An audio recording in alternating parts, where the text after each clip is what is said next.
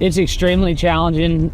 We're in a hot, arid environment, so we tend to focus a lot of our time on water and that water resource. A number of things have happened, especially in California. Agricultural used to never be subject to overtime rules. It's no longer have a guy on a ranch and he's gonna go till the job's done. It gets harder and harder, and so we're having to rely on technology. How do we take, like for instance, Ben's time and let him focus on the stuff that's more important that only Ben can do? We can either put technology on it or try and make some sort of investment to free up the hours that he has, where they're more focused on the animal husbandry work and all the stuff that requires his specialties and not necessarily driving around looking at water systems. Some days, everything goes your way. This is not one of those days.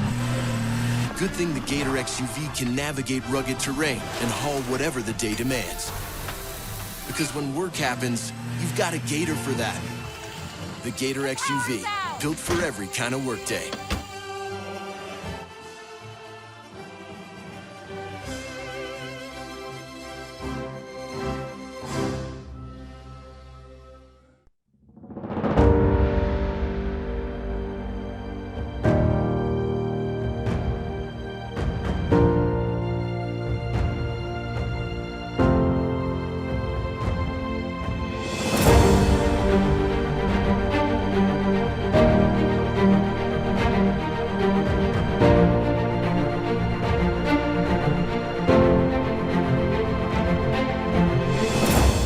Welcome to the AQHA Breeder Recognition Banquet. Here's your host, Jeff Metters. Our first honoree is Cumulative Breeder Ann Bowman of Hollandale, Minnesota. Ann began breeding American quarter horses in 1974. As the owner of Rice Lake Quarter Horses, she's bred 785 foals from 33 crops, raising horses known for their ability to work cattle, run barrels, and hit the trail or pack in the mountains. Please congratulate Ann Bowman.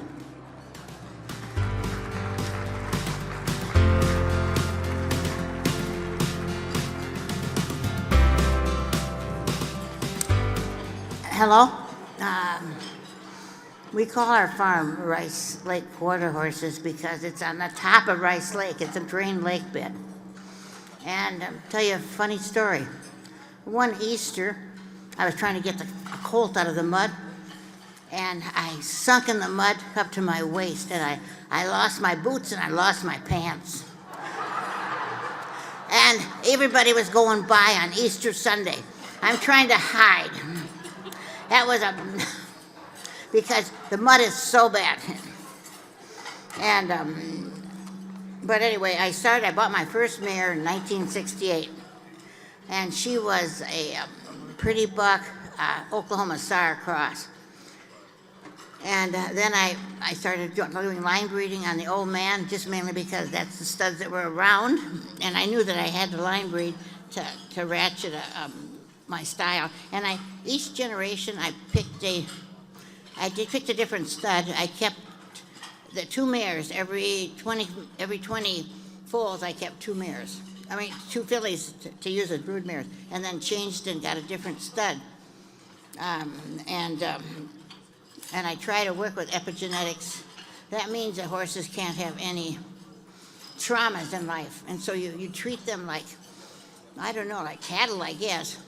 But I don't know if your cattle got out and ran to town, you could open up a trailer and tell them to get in, and they'd all run in and get in the trailer because you told them to.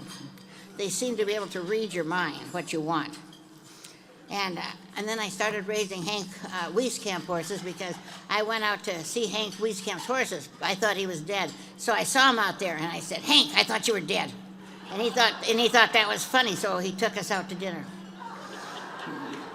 And my husband, he's been dead for 8 years, but he enjoyed it too.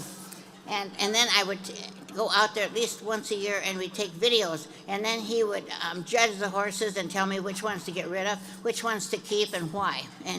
And he tried to teach me how to breed horses. And it seems he didn't make much money off me. That was pretty good. And and then I looked for a different trait, and the trait I started 2 years ago is I'm looking for more height and some really fluid movement. And, but I accidentally happened on a gene that it's an emotional gene. It's like the horse is listening to your brain. You know, when you're like talking, like he understands English. Of course they don't. They're reading your mind.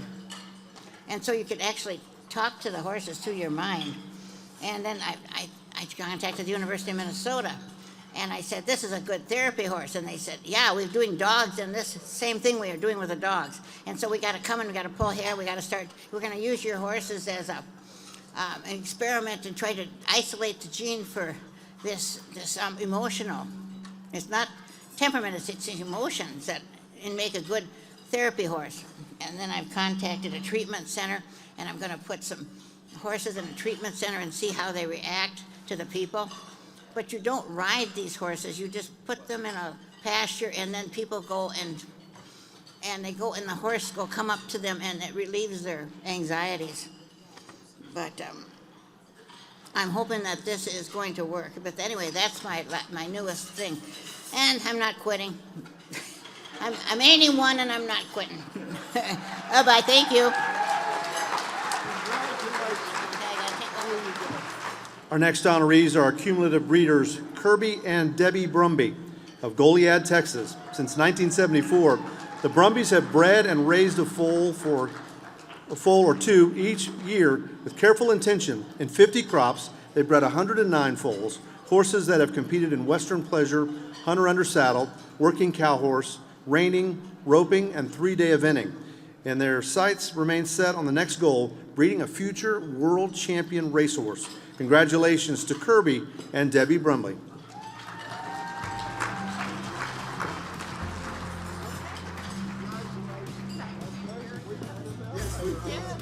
Well, Kirby and I are so excited to be here and grateful that most of our family could join us. We certainly didn't set out to achieve a 50-year breeder award from AQHA. When we started breeding in about 1973, I don't think we even knew there was a 50-year breeder award. The best thing about breeding and showing quarter horses are the people that you've met and the friends that you've made. And I want to mention several of them to you. Tom Rohr, a friend and trainer. Sharon Wellman, who is a current AQHA judge, but when she started out, she was a friend, a trainer, a horsemanship coach for our children. I can remember driving miles with me pulling the trailer and Sharon studying her AQHA rule book because she wanted to pass the judge's test. Well, needless to say, she did, and she's still judging. Dr. Mark E. Rigby, our veterinarian since the late 1970s, a friend, a competitor, and now a breeding partner. For the first 25 years, we lived in Tomball and bred mostly performance quarter horses. Now in Goliad, we're breeding racehorses, and we're breeding under the name of the Rigby and Brumby Partnership. I would be remiss if I didn't mention the horse of a lifetime that Kirby and I bred and was foaled in 1981. He competed in multiple events, qualifying in multiple events for the World Show in open, amateur, and youth. People rarely remembered our name, but they always remembered the big gray gelding, Smoky Red Rascal. We're grateful for every horse that we have raised, the friends that we've made, and we look forward, just like the lady before us, to many more years of breeding American quarter horses. And thank you very much. Thank you.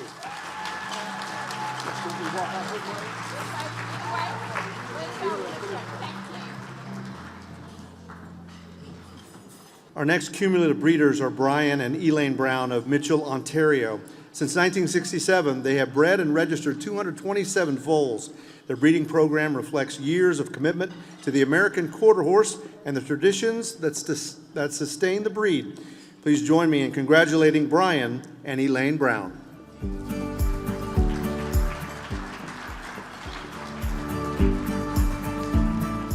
Does this work? Anyways, thank you so much. I was so excited to come here from Canada, and I now live in Mitchell, Ontario, where I went to public and high school. But in the late 1950s, I was in Toronto, going to school and doing other things, and I met a person named Brian Brown from Kenora, Ontario. And in 1960, in the fall of 1960, he came to Toronto to get a new car. That's what he told his parents, and he went home with a car and a wife. And I was off on a big adventure. And when he was 6, he read Will James's books. So he really loved the idea of ranching. So when he was 16 years old, he read an article in the Western Horseman called Ranching with Arabians by Mary Cartwright, who lived west of High River, Alberta, and their ranch went into the foothills. And he contacted them and he got a job. So he was a cowboy for about 3 years, and he decided that he was never going to own his own ranch at $110 a month in room and board. So he came back to Kenora, finished high school, went down to Toronto, took gas technology, and that's where I met him. And we got married in 1960, went up to Kenora, found property in 61, and that was the start of Brown Ranch. And he studied pedigrees. He liked the Blackburn, and we had Leo and Sugar Bars. And then later on we got Hollywood Jack 86, and that gave us some fabulous reining horses. And we stumbled over a mare called Holly Tinseltown, which was fantastic. And it's been a great adventure, and I have 2 sons that have been very involved with it. And you know what? Thank you all so much. And I must mention that we used to drive, living in Kenora, we were just north of Oklahoma City, and we'd go through Perry, Oklahoma, where Bud Warren used to live, and we stopped there and we did buy some of his stallions. But we were talking to him, and it was a way back when, I don't know what his stud fee was, but he said, now people charge the stud fee plus extra money, and he said, I just thought the stud fee covered everything and not vet fees and stuff. Anyways, it's been a fantastic experience, and thank you so much. We now honor the late Thomas Carroll of Harold, South Dakota, who began breeding American quarter horses in 1972 and bred 277 foals. Through TC quarter horses, he developed cowbred bloodlines known for speed, soundness, and grit, producing ranch horses and competitive performers across multiple disciplines. Since Thomas's passing in 2011, his family has continued his legacy, carrying forward the crosses, character, and go hard or go home spirit that defined his life. Congratulations, Thomas Carroll.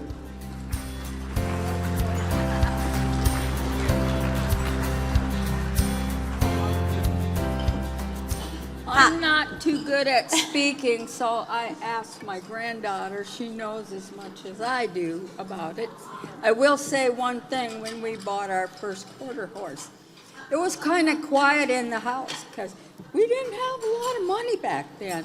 So, yes, but it was a wonderful thing, and he kept up with it. He loved his horses. He loved his family, and his horses were his love, too. My name is Lacey Carroll Jules, and Like Grandma said, I'm the granddaughter of Thomas Carroll. I'm incredibly honored to be standing up here accepting this award with my grandma and my husband tonight.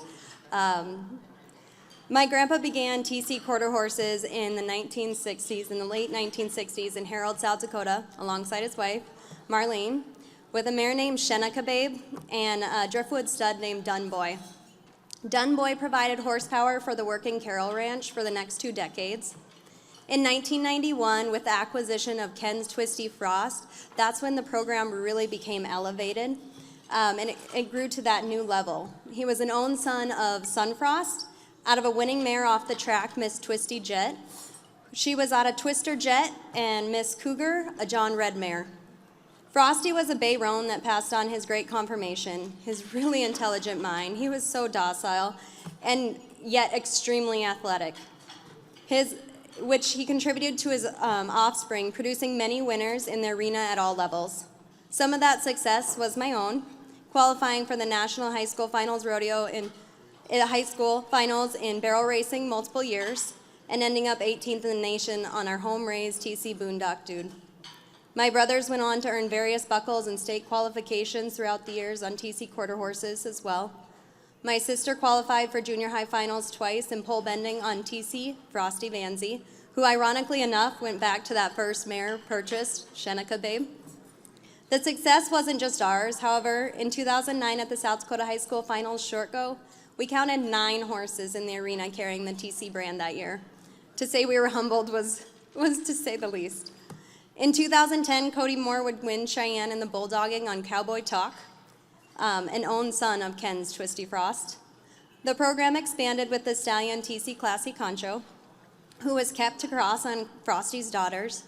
Today, we are still seeing the success of that cross shining in the arena, with 16-year-old Macy Mattingly just recently winning the Indiana Barrel Futurity of America Average Championship, as well as the 5 and under futurity on just a 4-year-old Bo Twisty Cash, who is out of a Frosty Classy daughter, proving the depth of quality of these genetics.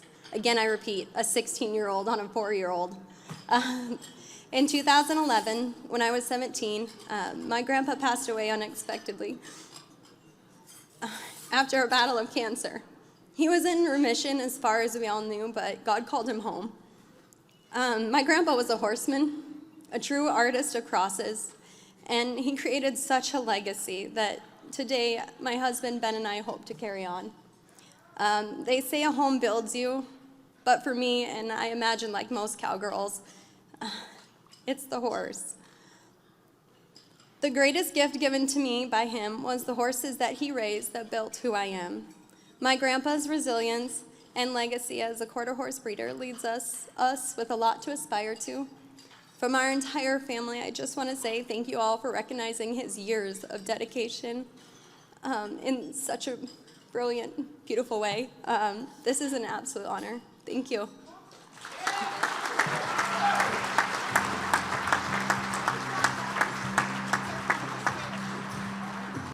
We continue our cumulative breeder with Wendell Castagno of Tuelu, Utah. I'm not sure I got that right.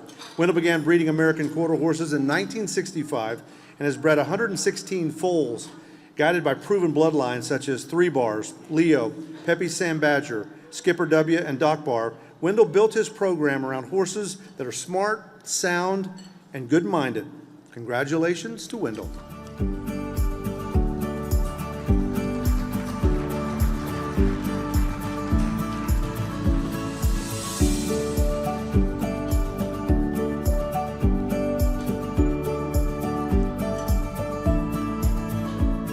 My name is Janelle, and I am the daughter of Wendell Castagno. I'm honored to be here to accept this recognition in his behalf. He would love to be here, but he is just not able to travel at this time. My dad grew up in a rodeo-producing, ranching family. And early in the 1960s, my dad and his father were able to purchase their first American quarter horse stallion. His name was Cotton Speck, and that started his lifetime loyalty to the AQHA. Horses have always been my dad's way of life. Even after paralysis from Guillain-Barré syndrome, they became his motivation and his therapy. He spent his life raising well-bred colts and doing business the old-fashioned way, where his word and a handshake was as good as a contract. On behalf of my dad and the Castagno family, I wanted to thank the association for recognizing this achievement in his life of an endeavor that has meant so much to him. Thank you, AQHA.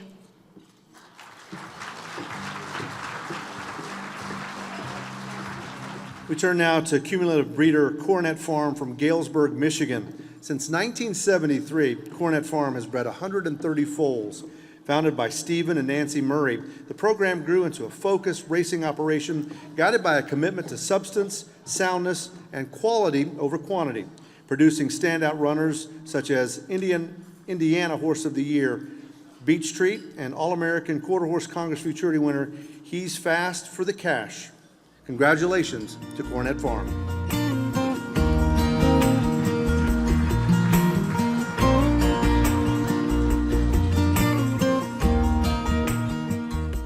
Good evening. Very happy, very honored to be here.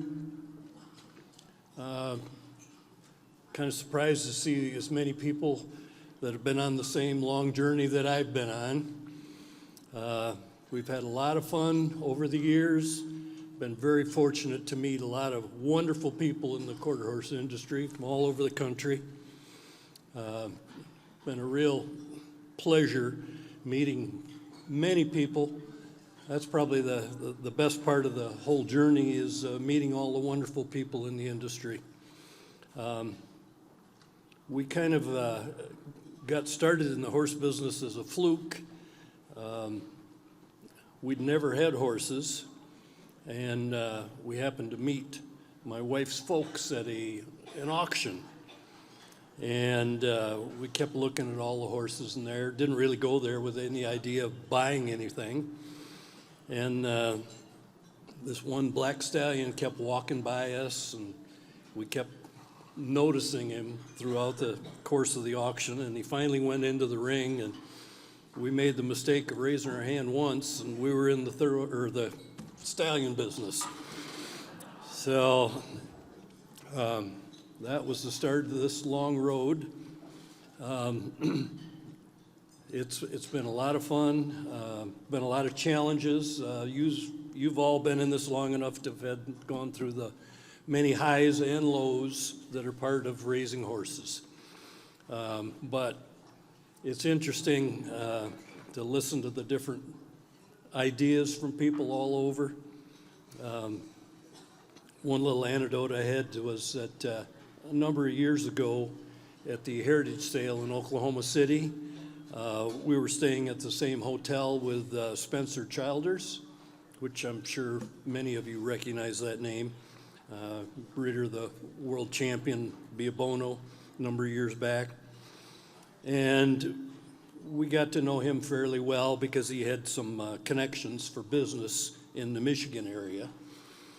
And we were talking with him, before the sale and asking him what was he looking for at the sale. And he said, broodmares. Well, at this time, he was 90 years old.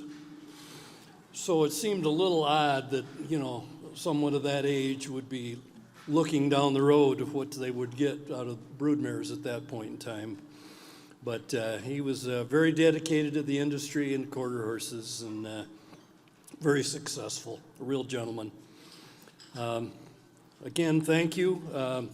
Had a lot of help along the way. The picture that was up there on the wall earlier, our trainers in Michigan, Richard and Carroll Ritelli, were a lot of help to us. My old friend, Walter Harrison, we traveled a lot of roads together, had a lot of fun, met a lot of nice people. So Thank you very much for this honor. We sure appreciate it. Have a good evening. We now honor cumulative breeder Bobby L. and Darlene Ewell of Kingsbury, Texas. They've been breeding American quarter horses since 1973 and have bred 155 foals in their name.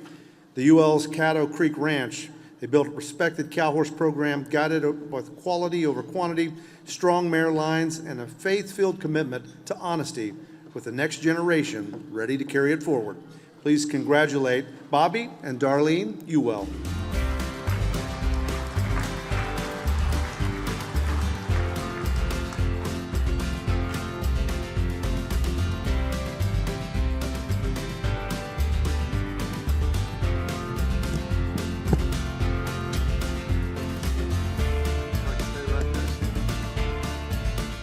First, I'd like to thank the Lord Jesus Christ for giving me the opportunity to work with one of the greatest things he ever put on this earth, the American quarter horse.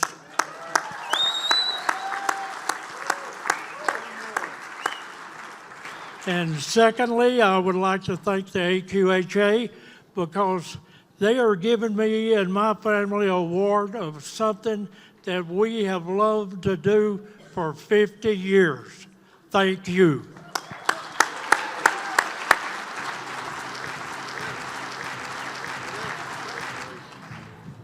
Next is Wade Hampton. Wade, please start making your way to the stage.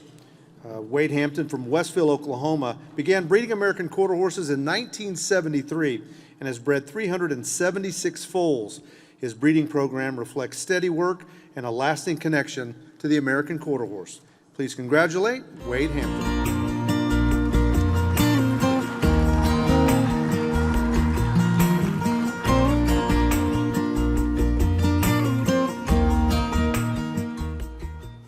Kind of emotional, I guess, to follow some of the people that's been up here.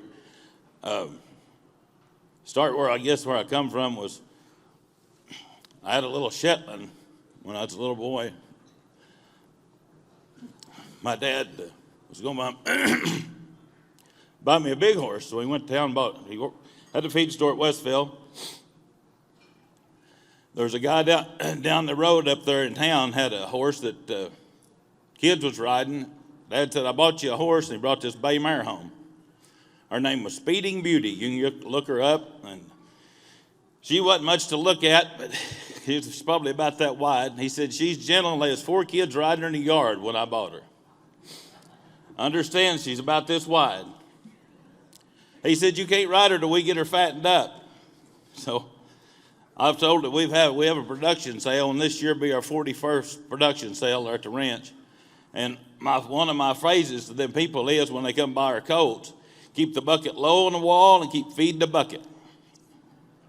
They didn't have the feed in the bucket, but when Dad put the bucket low on the wall and put feed in it, the mare became something that she wasn't. So for a 6-year-old kid, she was more than I could handle, so I went to breeding her, and Dad bought me another horse. And from that point on, we raised American quarter horses. And I've been lots of places, and lots of places I'll go where people talked about horses we raised. And when I walked up, what was you said the name of her was? Miss Showell. When I walked up, he said, "I bought a horse that come from Westville one time, was one of the best horses I ever owned. That mare, we raised her." So it's humbling. Thank you all.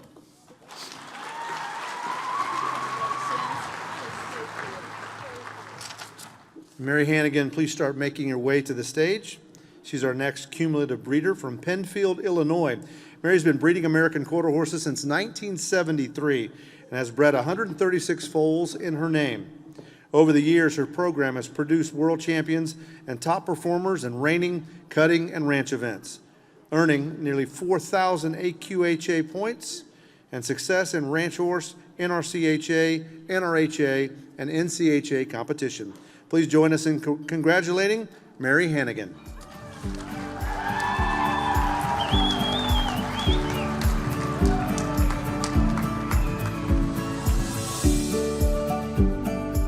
I had to bring my sibs with me to help me. So, The breeders are the backbone of AQHA. I am so honored to be included with this impressive group of 50-year breeders. I would like to thank God for bringing me to it and taking me through it. You know, my father was here on this very same stage 14 years ago receiving his Hall of Fame award.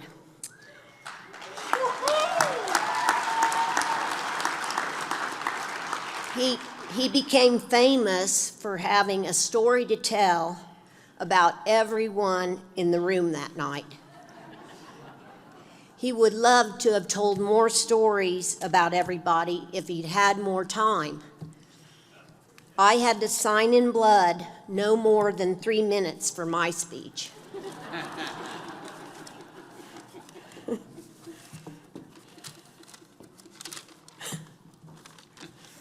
What a ride this has been.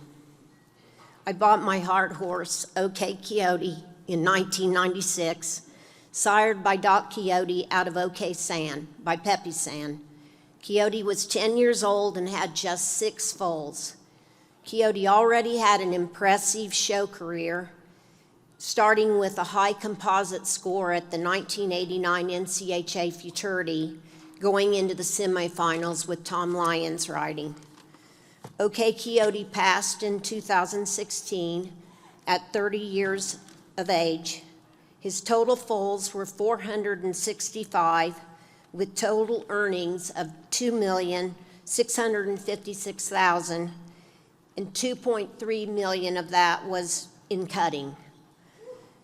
Total AQHA points was 4,000, 18 superiors, 58 ROMs, 5 AQHA World and Reserve World Champions. So it was totally a family affair with us, breeding, raising, and showing successfully our quarter horses. I want to thank my family. This is Jody, Ed, and Jimmy. And they're all involved in the horse operation. So they helped me foal out. Jody's shown. She's won a whole room full of trophies. I also want to thank all the lifelong friends, trainers, owners, and showmen that promoted our horses. It was a Cinderella dream come true, breeding and raising a national rein cow horse futurity champion, OK in Short. OK in Short was also Boyd Rice's partner for the World's Greatest Horseman, and he was also fourth in the 2012 World Championship Show Super Horse. Kind of unheard of, breeding and raising him on our small family farm in Penfield, Illinois, which is east of the Mississippi. I'm thankful to be able to continue breeding and raising our amazing American quarter horses, and I'm so honored with this award.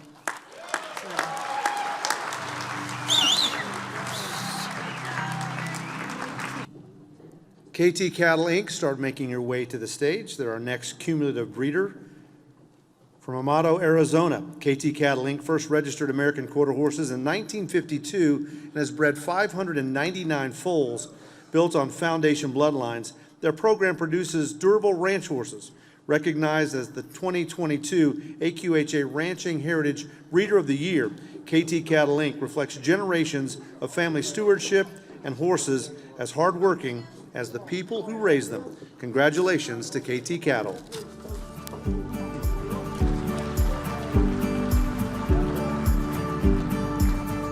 I know there's an old tribe of us up here, but I want to show the AQHA that you're strong for many generations to go.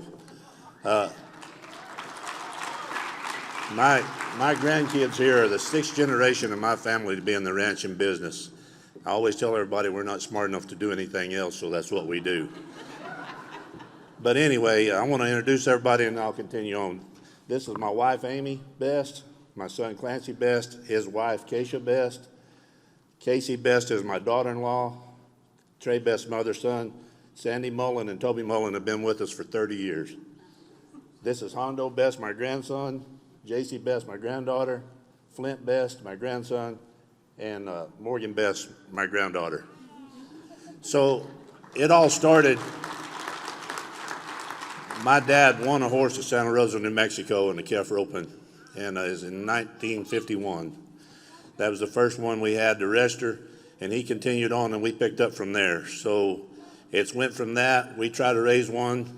All the horses we raise, they're foundation bred with the cow horse in there a bunch where a guy can go ranch on them. You can go to the arena. You can go to any performance that you want to do. They'll be sound and they'll be tough and they'll do what you want to do. So all we know how to do is ranch cows and raise horses, and we will continue on as you can see. Thank you.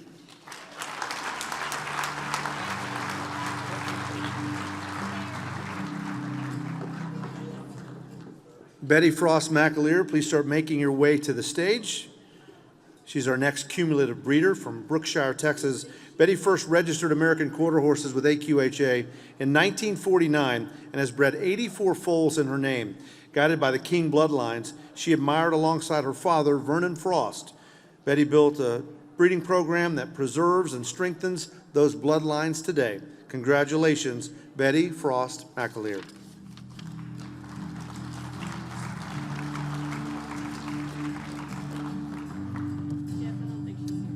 She may not be here, so we'll move to Jon Mixer. Jon, please make your way to the stage. He's our next cumulative breeder honoree from Guthrie, Oklahoma. Jon began breeding American quarter horses in 1965 and has bred 156 foals. Inspired by his father, American quarter horse Hall of Famer Orton Mixer, Jon built his program around Okie Leo bloodline and made his living with these horses on the ranch and in the rodeo arena. Please congratulate Jon Mixer.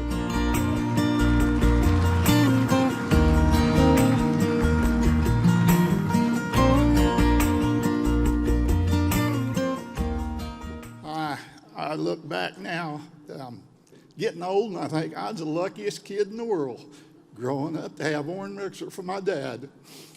I got to travel all over the country, meet horse people and horses, all the greatest in the world. And I got started, and I couldn't ever leave a horse. But I had some friends, or Dad had some friends that lived down the road, the Roby brothers, and they wanted to raise horses. So one of them went and bought a buckskin colt named Harlan, and I grew up riding him, and he was a hell of a nice horse. Ended up in the Hall of Fame. But then Dick Roby brought a horse in named Okie Leo off the track, and I started riding him, and Dick wanted me to show him for him. And he entered me in the biggest youth show in the country down in Dallas, and I'd never shown a horse in my life. And went down there, and we ended up winning it by 10 points. And I thought, man, I fell in love with him. And I've been raising every one of my horses today go back to Okie Leo. And I've had champion reining horses, roping horses, everything in the performance. And I started running them because those horses were so quick and agile. And I ended up winning races, and we had the Horse of the Year in Arizona a couple of years ago and won several fraternities with them. And that's all. I'm down to 2 horses now, or 4. And I'm just trying to breed some speed and horses that have some sense. If they ain't got no sense, I don't want to ride them because I had to make my living riding them. And I appreciate you all having me up here tonight. And thank you.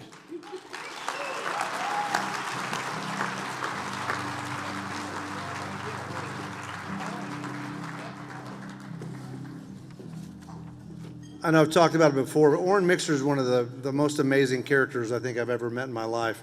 Back in the 90s, I was working at Winter Communications. I had a gap in November before the NFR, and they said, hey, can you just go down and produce this feature with the Elvis of Mexico, Vicente Fernandez? And I was like, sure, whatever. And at that point in time, they did the Miniature Horse World Championships, and it was for the Vicente Fernandez had a bunch of miniature horses. I hate those things. They're like rats at Knicker.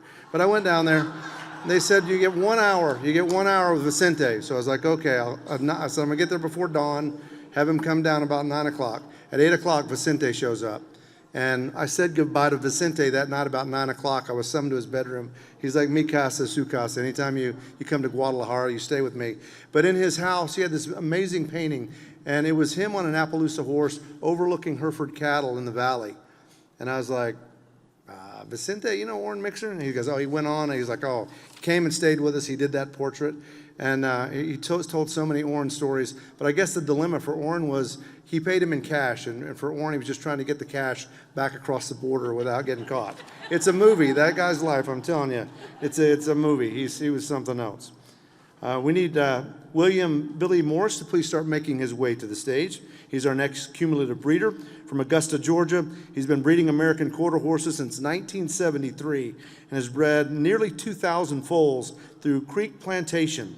Billy and his family have produced horses that earned more than $3.4 million in competition and built a nationally recognized remuda honored with the 2023 AQHA Best Remuda Award. Congratulations to Billy Morris.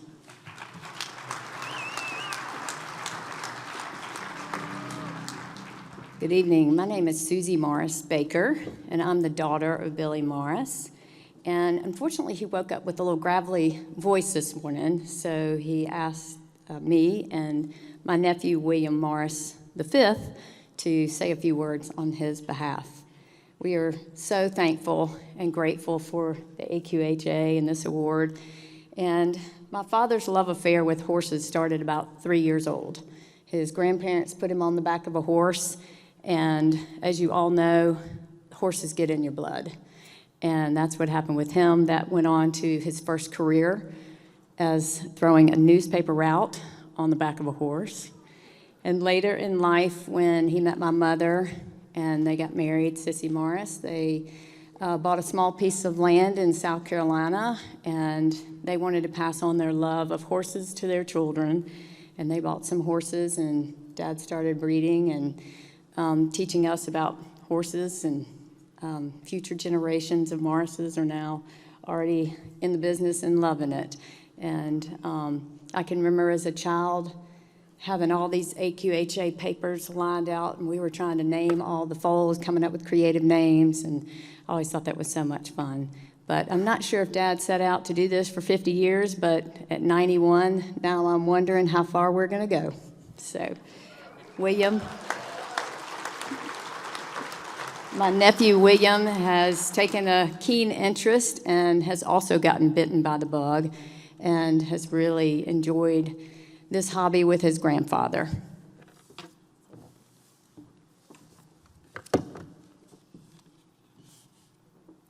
Well, I suffer from a major condition called equine fever, and I got it from him.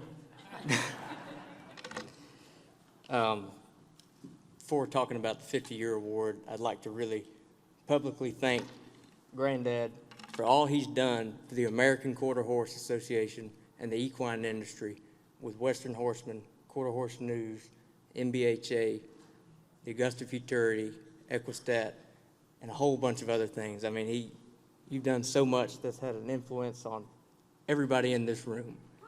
So, thank you.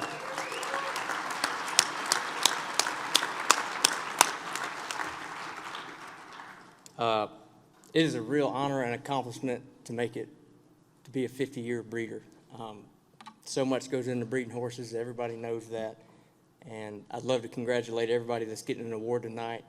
I know it's so much hard work, and everybody's deserved of recognition.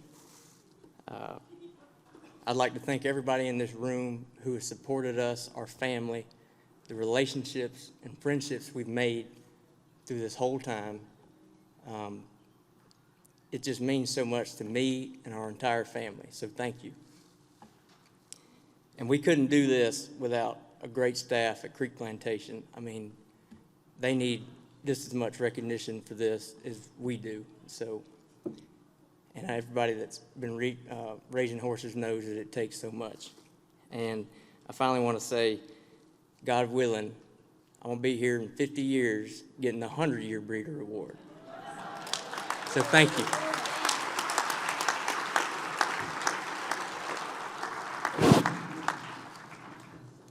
I'd like for the Rhoads family to start making their way to the stage.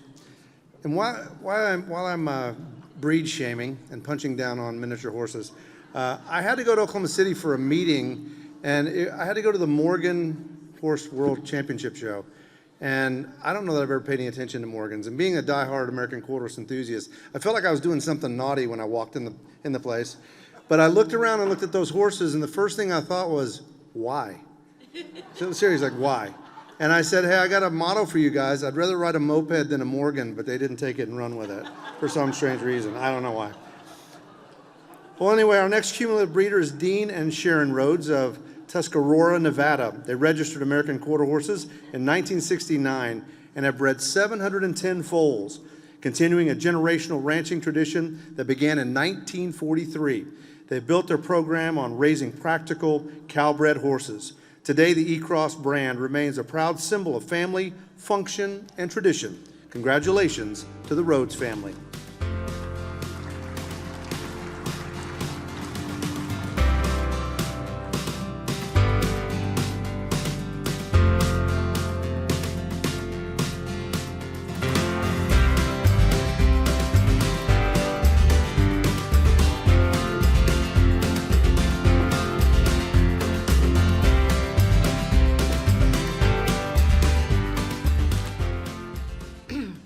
Well, first of all, thank you for this great honor and recognition. I have some of my family with me here tonight. My daughter, Chandra Cahill, and her daughter, my granddaughter, Rachel Cahill, and grandson, Teldon McLean, and his wife, Megan McKinsey. So they're here to back me up. Anyway, thanks again for this recognition. It's quite an honor. In one way, 50 years is a long time, and in another way, it happens in a blink of your eye. I've been lucky enough to live on the same ranch that I grew up on in Tuscarora, Nevada, all of my life, and now I'm joined by my children, my grandchildren, and great-grandchildren, and yes, everybody rides. Horses have always been a part of my life. My dad started, well, he didn't start in AQHA. Way back in the early days, about the late 1929 or so, he traded a Model T Ford for a bunch of Mustangs, and that was the beginning of his horse career. From then on, he progressed greatly. Anyway, he was a mentor to me all of my life, and we both loved our horses. Some of the horses that stand out in my mind when I was a young child, I guess, was an Appy thoroughbred, and he was his name was Frosty, and he was an excellent cow horse, ranch horse, whatever we needed. And another one, his name was Tom Thumb. He was very cranky and very athletic, and basically he probably taught me to ride. But he was quite a character. Anyway, they were all excellent horses, and so I've been riding all of my life, basically. In the last years, my favorite horse was one of our studs, Freckled Little Pepto, and we've had a lot of really nice colts from him, and we've sold a lot also. It's been a great life, and the horses make it better. But I can't receive this award without mentioning my late husband, Dean Rhoads.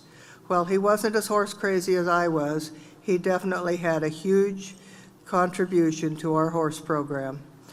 A big opportunity came our way when in the late 1990s, we were invited to be a part of the Van Orman and Friends horse sale by Linda Bunch and Ty Van Orman in Elko, Nevada, every mid-September day, and it's still going strong. We've been able to provide a lot of our, not just local customers, but we've had customers from our sale from all over the country. Anyway, it's been a great life, we've raised a lot of good horses and made a lot of people happy with our horses. Our ranch raises commercial cattle, but as one late friend of ours used to say, cattle make us a living, but the horses make it all worthwhile. Thanks again to the AQHA for recognizing those of us who have enjoyed the American quarter horse through the years. It's been a great ride.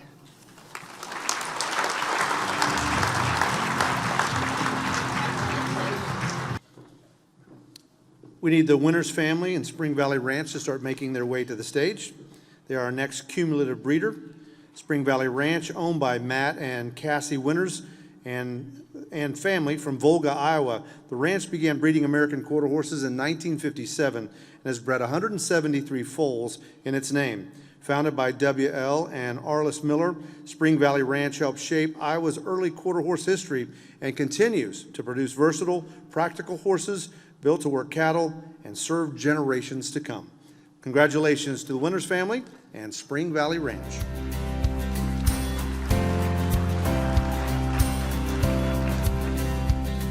Thank you. I want to first say thank you very much to AQHA for the opportunity to be able to do this. As a fourth generation horseman and raising the next generation with my husband and our kids, it wouldn't be possible without what Grandpa and great-grandpa decided that was a good deal.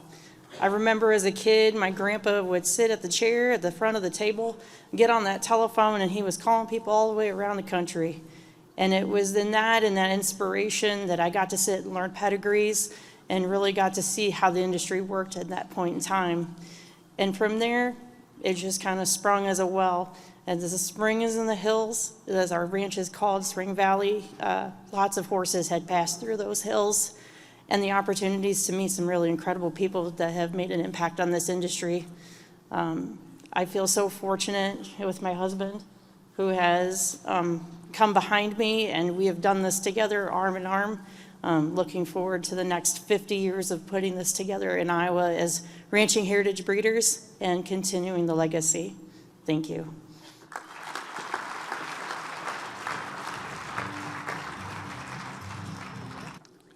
Lee Smith, please make your way to the stage. Our next cumulative breeder from Columbus, Ohio.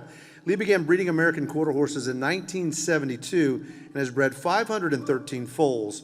From 50 foal crops, he's bred 234 performers, whose accomplishments include 235 registers of merit, 19 AQHA World Championships, 18 Reserve World Championships, 68 Superiors, and 5 AQHA champion titles in Open, Amateur, and Youth. Let's congratulate Lee M. Smith.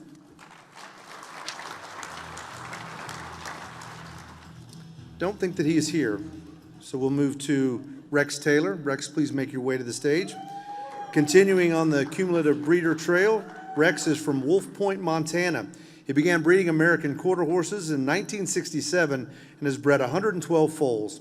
Raised on a Montana ranch in a rodeo family, he built his program around fast, Cowie bloodlines he admired, carrying forward the influence of his father, Leo Taylor, who is also an AQHA 50-year breeder. Congratulations to Rex Taylor.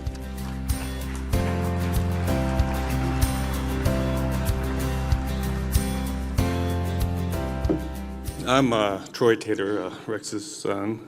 He's was having some health concerns, so he wasn't able to make the trip down here. First off, I'd like to thank the AQHA for the recognition, and I'll just, he's got a little something that he wrote down for me to say. So, his mom and dad, Daisy and Leo Taylor, was the reason he got into quarter horses. And then my grandpa Leo, he's already been inducted to the 50-year deal. Also, Harold Atkins helped him get started and started him steer wrestling. Some of his stallions that he had were sale requests by Sale on Bunny out of Ladysbug's Moon Mare. Also taken on Stride by Taking on Cash. Osmosis, who's a signature, I think. Mama's Purdy's Boy, and were some of the studs that he raised. His two best steer wrestling horses, Beth Taylor and a Fleecewood, were a couple of his best dogging horses, and his favorite all-around quarter horse that he raised was a ranch boss. We did practically everything off this horse, and then you could put, I think, about all the grandkids learned to ride off a ranch boss. At first, was probably the first horse they ever got on. And I guess that's pretty close to it. Dad still has a couple mares that I too still love the quarter horse deal, and I work out through him. I'm using them mares. I pay for the breeding, and then I'll get a colt, and he gets a colt, and hopefully we could keep continuing on with the deal. And our plan is to hopefully next year get one on the track, and I guess with that, say goodnight. Thank you.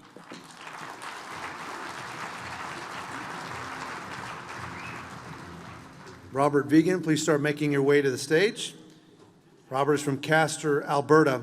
He's been breeding American quarter horses since 1968 and has bred 152 foals, built on the foundation of a mare Stitches Leo, and guided by a focus on sound minds and conformation. The Vigen program produces versatile horses for ranch work and all-around use, a tradition that continues through the next generation. Please congratulate Robert Vigen.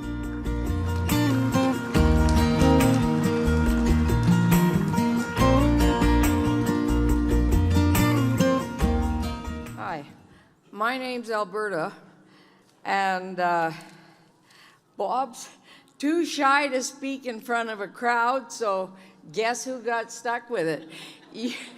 You've got to listen to the weepy one. It could happen.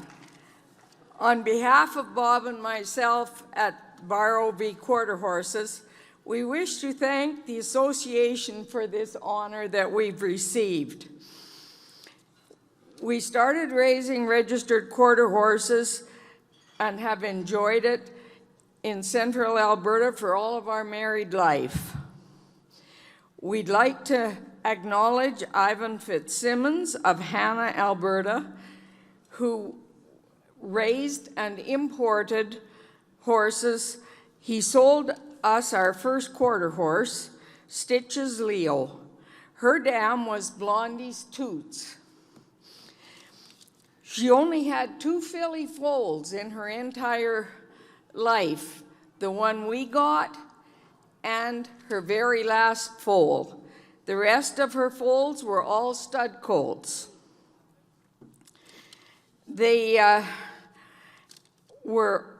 She was used extensively and bred to Leo Jack, and those stud colts all ended up being kept as stallions and going on to breed a lot more horses.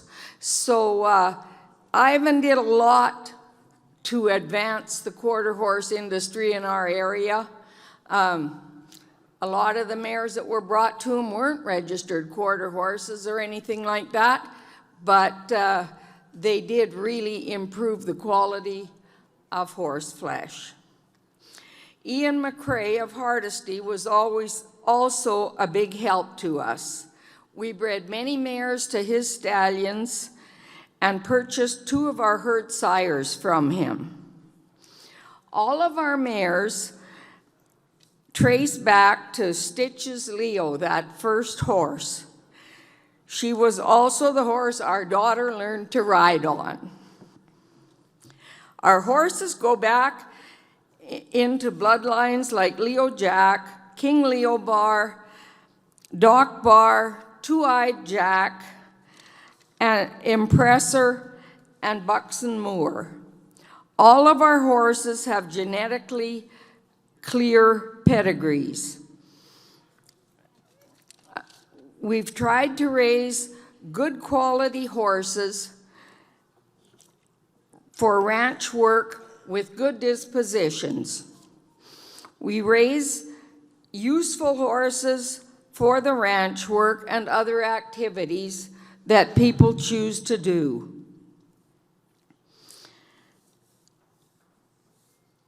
A good disposition has always been high on our mark of value.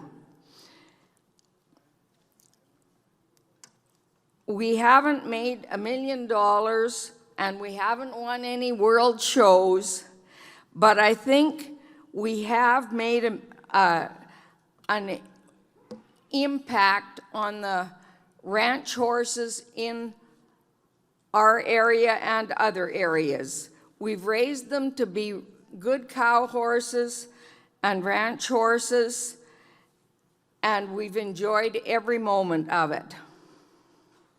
We felt it was important to put good horses in the hands of good riders and good people.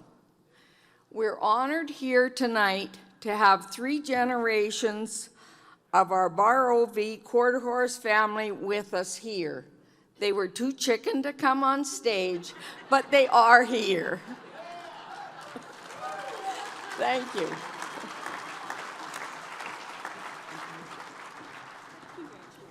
We need the Wohlin family to start making their way to the stage. They're our next cumulative breeder from Spicer, Minnesota.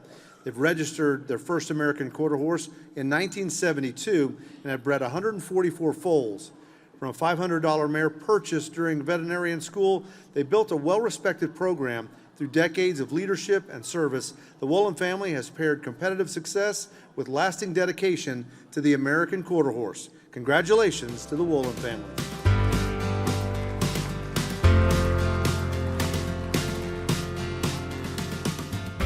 This is a tremendous honor to be up here tonight. I want to thank John Deere. I grew up driving a John Deere B, a John Deere G, and a John Deere D. And on the old John Deere, you had to turn those petcocks where you hand crank them or you're going to break an arm. And I was so proud when I could finally start that thing by myself. It had high, low, and reverse. It had a handbrake way up in the front, so you had to be on your toes if you get that brake set before you started rolling off back down the hill. Our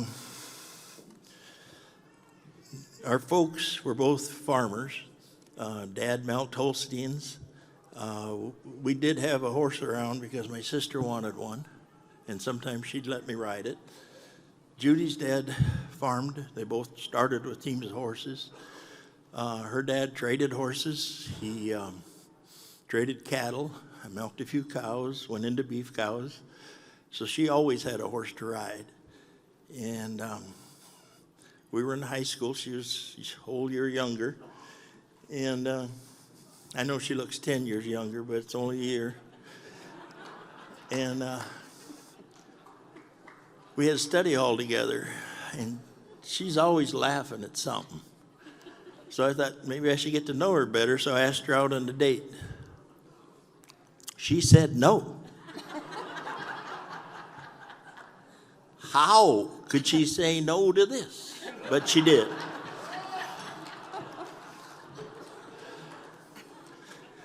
So we got to junior college there in the town, and saw her uptown one night, and I said probably the best words I've ever said in my life. I said, "Hello, sweetheart." And she said, "Oh, who are you?" So I talked a little bit and asked if she wanted to go on a date. Oh, yeah, she'd do that.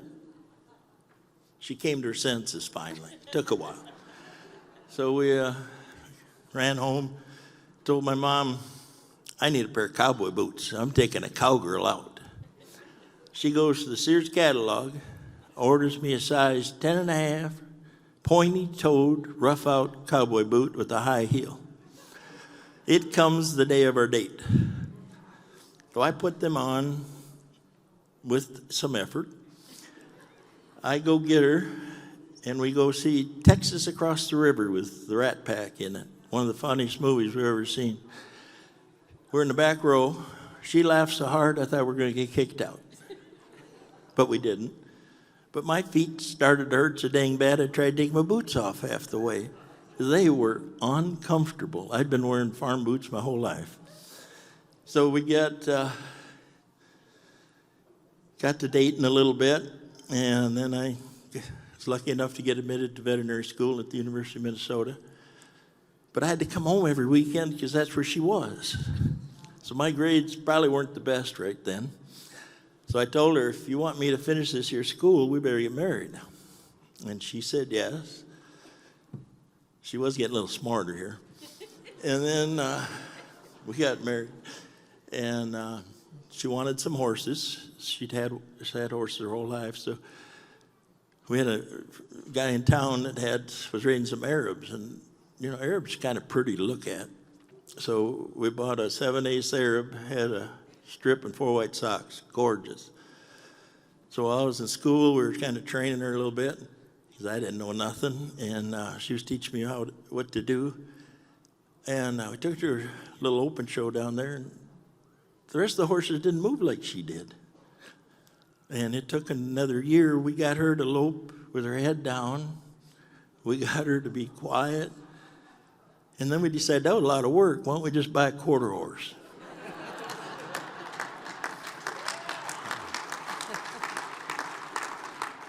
So the Minnesota Quarter Horse Station had a show at the Hippodrome that was right next to the vet college. And we went over there. They happened to have a horse sale. And I was sitting there paying attention, I thought. And this mare come in, and oh my God, she could lope, she could turn around, loose rein, just looked like something special. And I turned to her and I said, if she don't bring $500, I'm going to buy her. She says, we ain't got $500. But she brought $487.50, and we had that. So we didn't have a truck, we didn't have a trailer, we didn't have a place to put her. But we had a mare. That mare was by half bar by 3 bars. She was out of a daughter of Royal King. Didn't mean a thing to me. She's just a nice horse. So we started showing. Some people had some friends had a trailer. Somebody had a truck. Somebody had a place to keep her. So we started doing that a little bit. And then I won my first class. They had a egg and spoon class. I didn't know how to ride, but she was so smooth, we won the egg and spoon. So then we go on, and we graduated and got a little farm. Didn't have any money again, but our folks signed for us, so we got a little farm. Started working, and we raised a colt out of that mare, and we were getting ready for that futurity there. We were getting ready for the first futurity. This colt had 1 sock behind. I just changed oil in my pickup. We'd bought a brand new pickup. We got out of school, $2,800 for a 3/4 ton pickup. We paid, I think I paid the sales tax was that on my last truck I bought. But, so that colt, he sticks that white sock in that waste oil. We showed him with a gray sock. We never did get all that grease out of there. We start down the cities to the horse show, to the futurity, got lost, and we finally got to the grounds, classes going in, so we holler out. We didn't know nobody. So we hollered out, and he said, we'll hold the class. So I get out, I got my grubby jeans on, my work boots, a shirt about 4 sizes too small, and I remember, I think I borrowed a hat. I don't think I can find my hat. I think we borrowed a hat. We went in, we placed 10th. I didn't even have a belt on. And from that point on, we've been showing horses up until about 10 years ago. I guess about 8, 10 years ago. Not quite that? Oh, no, I guess it isn't. I kind of broke my pelvis, and that kind of put an end to that. But anyhow, our daughter showed our horses. We had bought a daughter. This is going to get kind of long. I better hurry up. We got ourselves a daughter, a 2D2. Raised some colts out of her. Then we got to meet Tom Houghton. He had an old pleasure horse called Sonny Reynolds. And he had about 25 brood mares, so we'd go out there and watch them babies. I'd work on his horses after my regular clinic job. And we had to know what one was supposed to look like and what one was supposed to build like, so we watched that. And we got a yearling gelding from him. About 3 years later, I won the junior pleasure at the Minnesota State Fair out of 56 head. Still haven't figured out how that happened, but we were very fortunate. And then we bought a mare. She was Poca Del, Poca Bueno, and wore Leo on the bottom. Gorgeous mare. Made her spear halter, horse EQHA champion. Got ROM, both English and Western.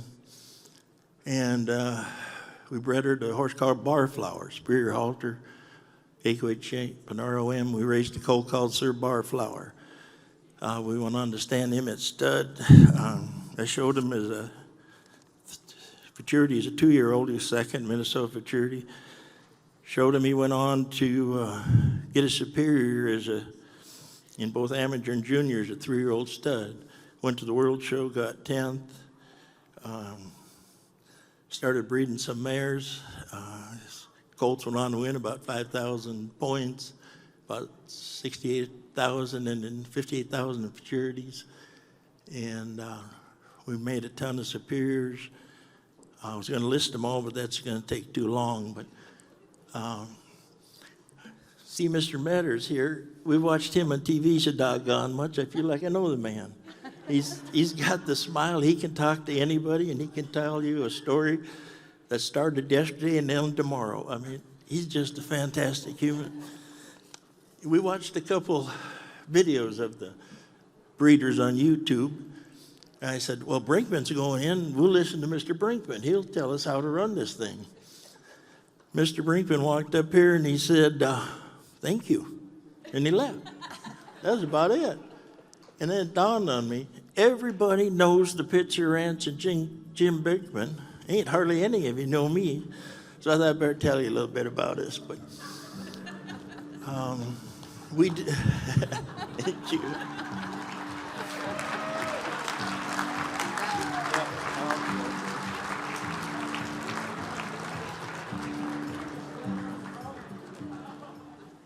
We'd now like to recognize our cumulative breeders who were not able to attend tonight. Darrell D. Ackley from Walsh, Colorado. Conrad M. Berg from Swift Current, Saskatchewan. James G. Burgess, M.D. of Russellville, Arkansas. Samuel M. Burtwhistle of O'Neill, Nebraska. Thomas E. and Lana Ray Kane of Mountain Grove, Missouri. Mrs. Sandra Lowry of Burwell, Nebraska. Leland and Patricia McNeil of Vernal, Utah. Andy Michael of Channing, Texas. Donald B. Nelson of Glasgow, Montana. Daniel Perry of Osceola, Iowa. Pinwheel Incorporated and the Bach family of Channing, Texas. Burl Taylor of Flat Rock, Illinois. And Mr. and Mrs. William M. Wilkes of East Dublin, Georgia. How about a round of applause for all of our 50-year cumulative breeders. For 85 years, the American Quarter Horse Association has been shaped by the men and women of the ranching industry. At the center of that story is the horse, the American Quarter Horse. Built for long days, trusted for its heart, and cherished for its partnership. To honor the ranches that carry this tradition forward, AQHA established the Best Remuda Award. Since 1992, the award recognizes ranches across the country that embody the very best of ranching. Programs where horses aren't just bred, they're relied on. Ranches where every foal represents both heritage and hope for the future. From the vast cattle spreads of the Great Plains to the rugged desert ranges to the high mountain valleys, each Best Remuda winner has its own story. Yet they share the same foundation. Horses with cow sense, stamina, and grit passed down through generations. These ranches are not only preserving bloodlines, but preserving a way of life. The Best Remuda Award is more than a title. It's a reflection of the families who rise before dawn, of the riders who spend long days in the saddle, and of the horses who make the work possible. Together, they represent the roots of AQHA, the very reason the association was founded 85 years ago. And today, as we look back on every ranch that has earned the honor of Best Bermuda, we also look forward. Their commitment ensures that future generations will know the same partnership of horse, rider, and ranching way of life. Alongside AQHA, Yeti is proud to pay tribute to these ranches and the enduring bond between people, horses, and the land.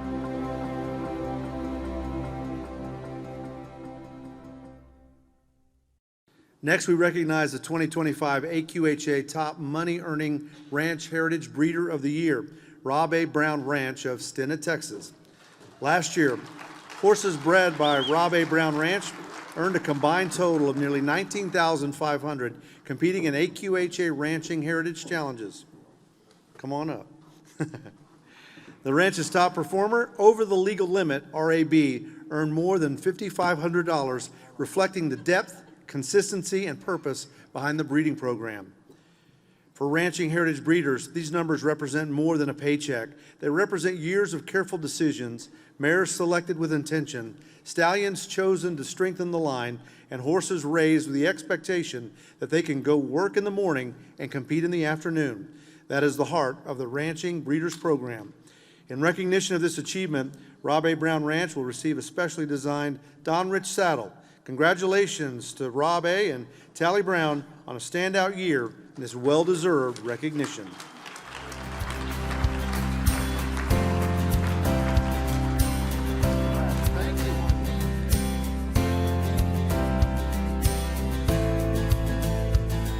Well, there just keeps being surprises on this deal.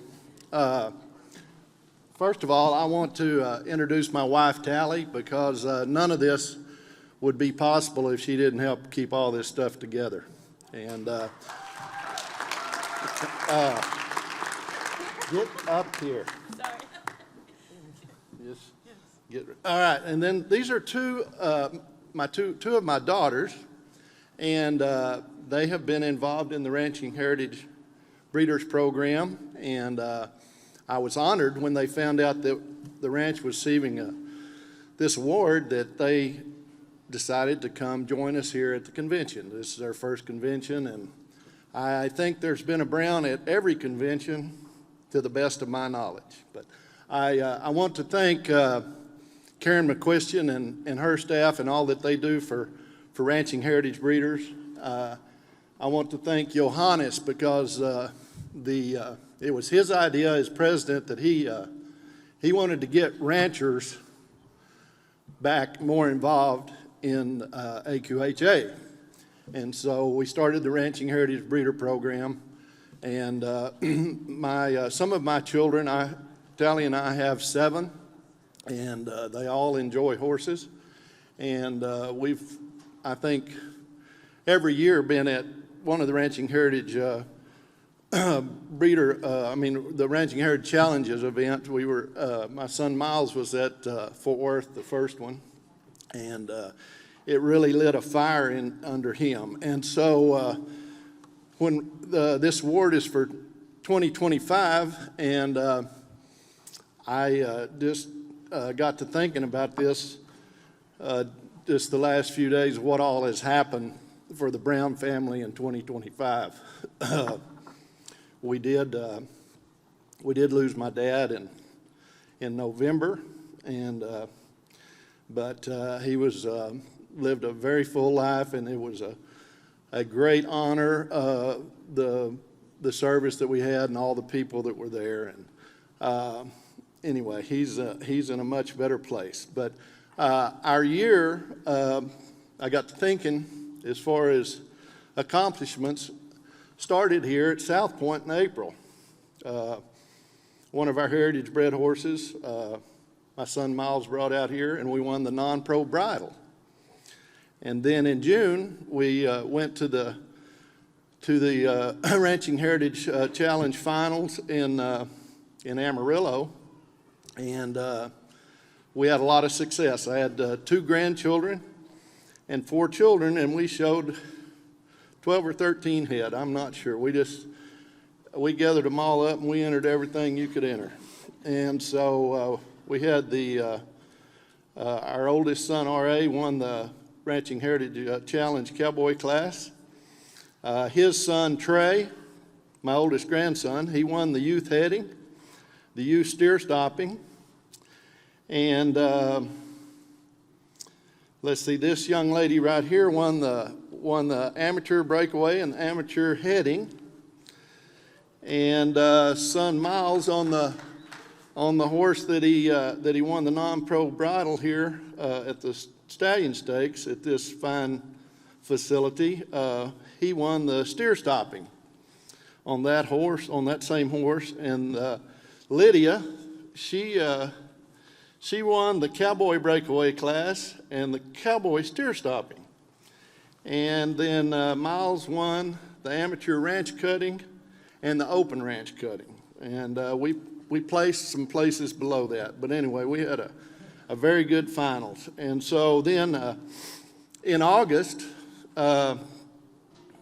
Lydia was, y'all might have heard of this deal. They have a deal out here in August called the Run for $1 Million.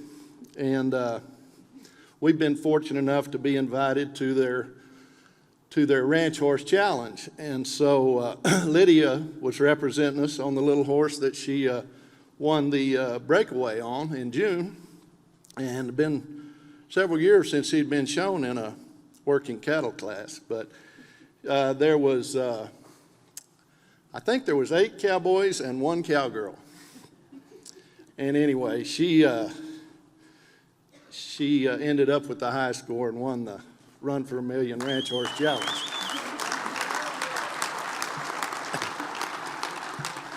And so then, just more icing on the cake, we go to the NRCHA Futurity in October, and a horse that our son Miles and his wife raised, Painted Shadows, won the non-pro Futurity.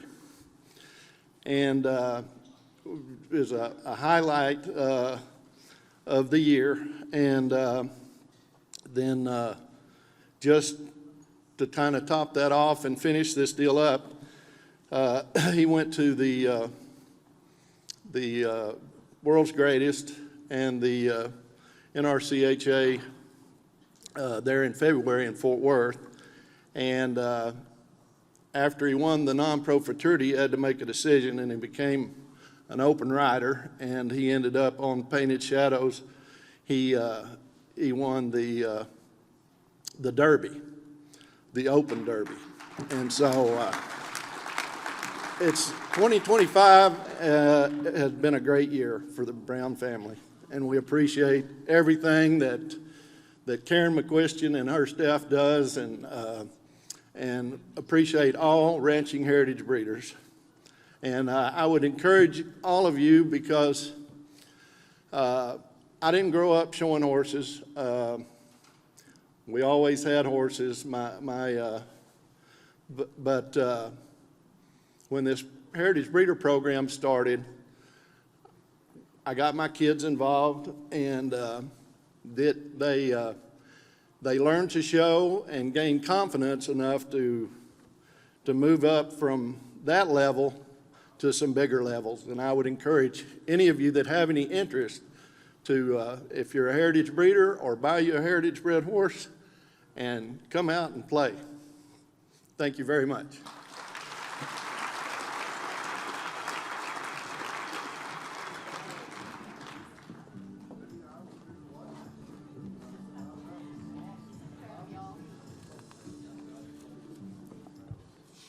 I was really fortunate through the decade of the 90s, for about 12 years really, hosted a show called America's Horse, which was on ESPN. And it really was just kind of a magazine show about the American Quarter Horse. And you met so many amazing people.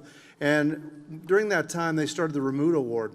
It started with Haythorne Land and Cattle, and we would do a 1-hour show, with the Remuda winner. And I think I did 7 or 8 of those. And one of those was the R.A. Brown Ranch. And, what I remember about the Browns, wasn't necessarily how great their horses were or how amazing their ranch is the family. That family element, that backbone I think it's made the West great, America great. My dad says, you plant corn, you get corn.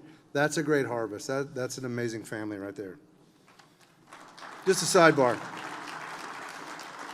We begin our legacy breeders honorees with Sandy Arledge quarter horses of San Marcos, California, who started breeding American quarter horses in 1976 and has registered 346 foals.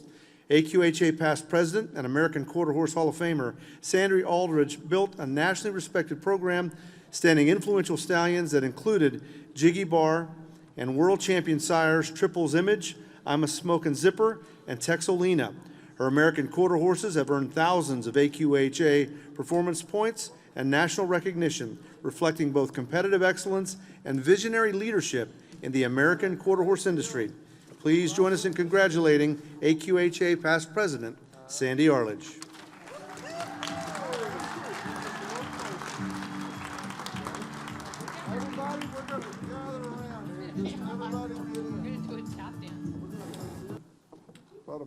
It is amazing to look out there and see all these wonderful people. All of us with a common interest. And that's what's really wonderful. Where else could you gather 1,000 people in the same room and have them all agree on something? Whoops, I went my glasses. What are you doing? Just hold it up closer. Oh, okay. Sorry. I mean, but seriously, think about that. 1,000 people, maybe not that many in this particular room tonight, but at our convention this week. And all of us can agree that the best horse that grazes this earth is the American quarter horse.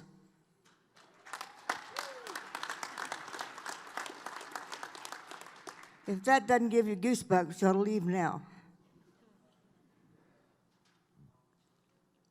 I don't know how much information you want. It seems like the night's getting a little late. But I started this journey back when I was about 10.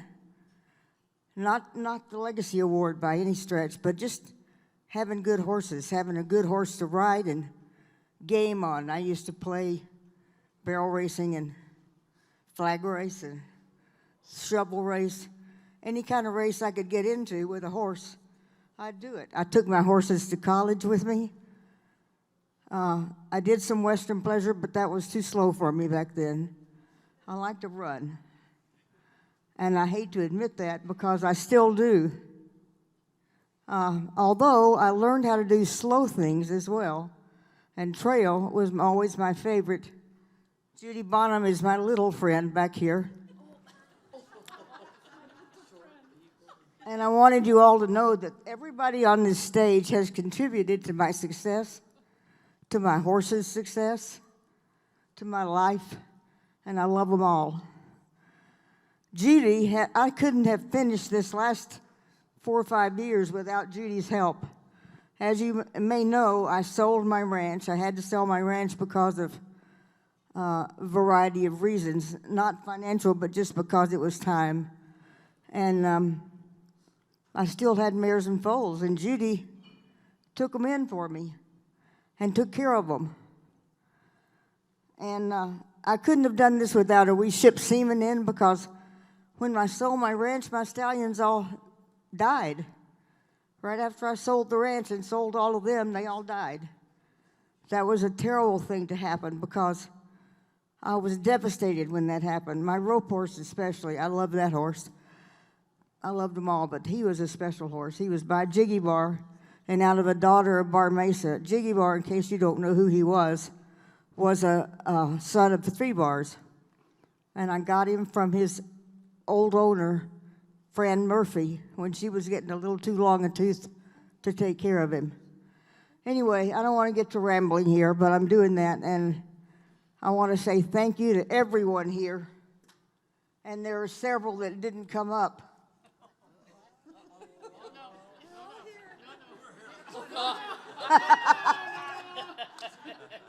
Liz, I want to tell you that Liz Place, step forward, Liz, so they know who you are. Liz Place worked for me for probably 30 years. How long, Liz? Come on, get up here. No, don't push her over. Liz's mother was wonderful. We lost her, unfortunately, back in November, December, recently. But Liz, she allowed Liz to come and ride with me when Liz was 7. And Liz learned how to ride, learned how to scream and yell and say, "No way," when she didn't want to do something, grab a hold of a tree and refuse to go forward, and had to be spurred and whipped to go. But she did it, and she learned, and she is one of the top trainers around right now. If she had the opportunity to really go for it, she could beat everybody.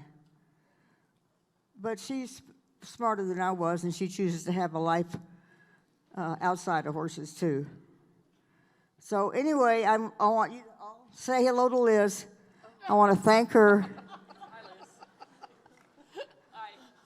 I want to say hello. I want you to say hello to Dana Rulo, who was a good friend of mine a few years ago.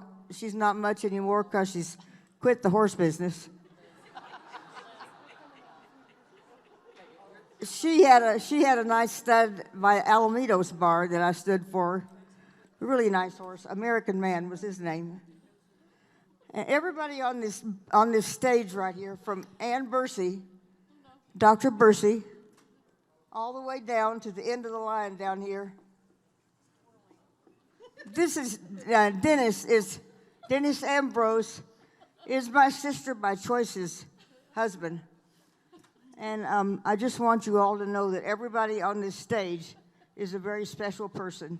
Special to me, special to the association.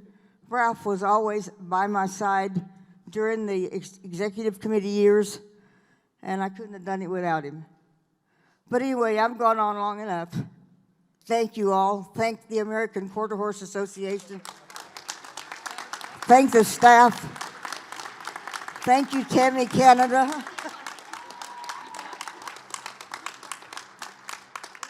And good night. You guys have a wonderful evening. And keep riding those quarter horses. Next up is Brackett Livestock Inc. from Rogerson, Idaho. Brackett Livestock Inc. began breeding American quarter horses in 1975 and have bred 544 foals built on a strong foundation of bloodlines and deep family roots. The program is focused on raising durable ranch horses, now carried forward by the next generation. The Brackett Livestock Inc. name continues to stand for consistency, cow sense, and a full day's work. Congratulations to Brackett Livestock Inc.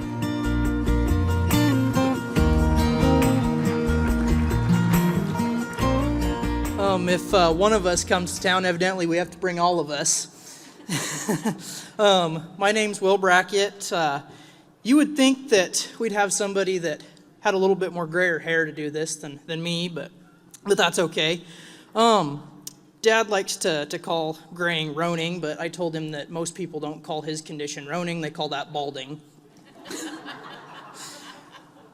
I was going to use a joke of Dad's, but he said that I had to come up with my own, so there you go. But in all seriousness, we're here to celebrate 50 years.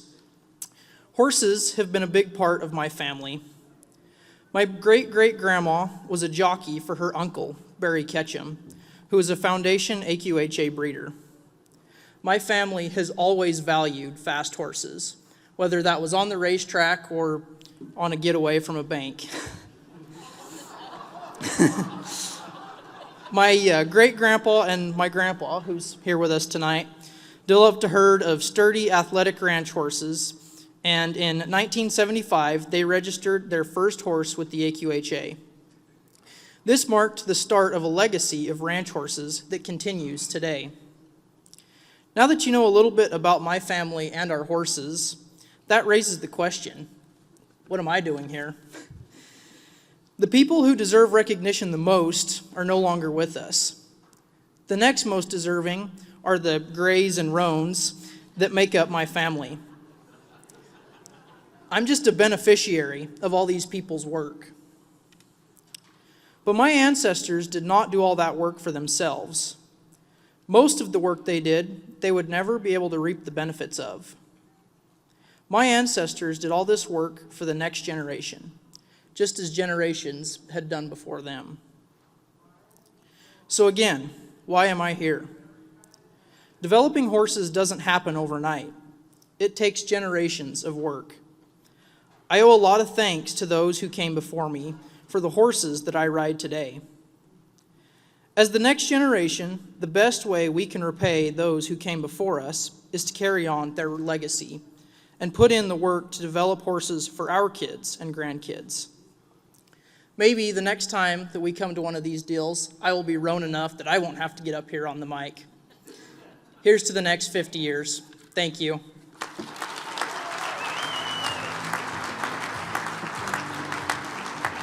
Our next legacy breeder is the Harold E. Kalahar Estate of Dayton, Iowa. Since 1966, the Harold E. Kalahar Estate has bred 281 foals. Today, the breeding program lives on in every carefully planned cross, in every foal that hits the ground, and in the enduring belief that Harold carried throughout his life, that a good horse begins with good foundations. Please join us in congratulating the Harold E. Kalahar Estate.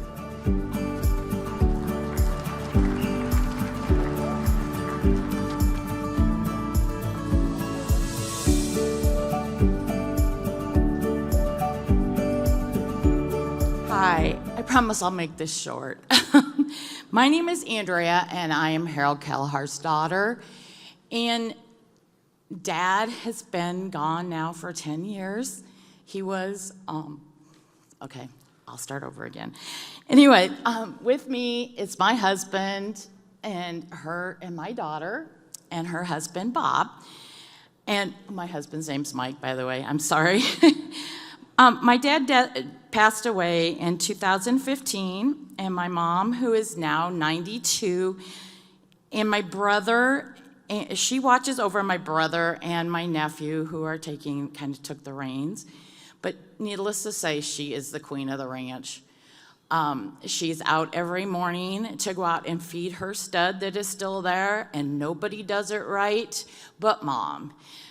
She will not let my husband do that. She's gonna get out there no matter what. When they told me last fall that Dad had been nominated for this or had received this award, they asked if we wanted to go, and I said, sure. I said, we'll come. Needless to say, did we know that Iowa was gonna be in a blizzard while we were here. So we're really glad that we're here tonight. I would just like to thank the AQHA for having us here, and congratulations to everybody that is winning awards tonight.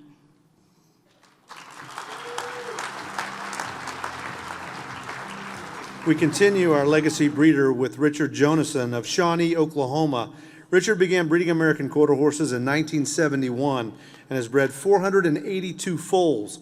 Focused on speed and athleticism, he developed multiple stakes winners, including for Trias, and has earned more than $4.8 million as a breeder. Pretty impressive. Congratulations to Richard Joneson.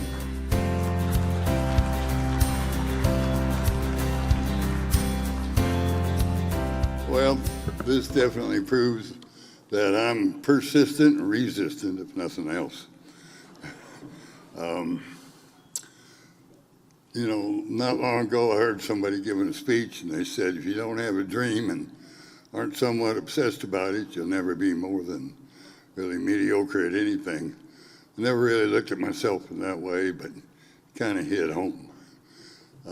Over the years, I kind of started off wanting to get into the cattle business when I graduated from college, and didn't take long. I figured out, well, to double my equity in the cattle deal, you got to double the number of cattle you have and the land, and you know, the only way you really improve their value is by feeding them.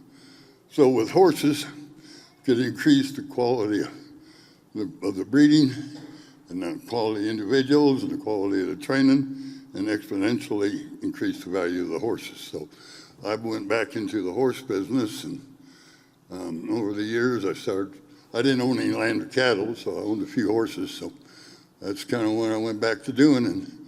And my dad, he took care of some mares for me, and I kind of traveled around the country working for different breeders and trainers around the country, and eventually started raising better and better horses.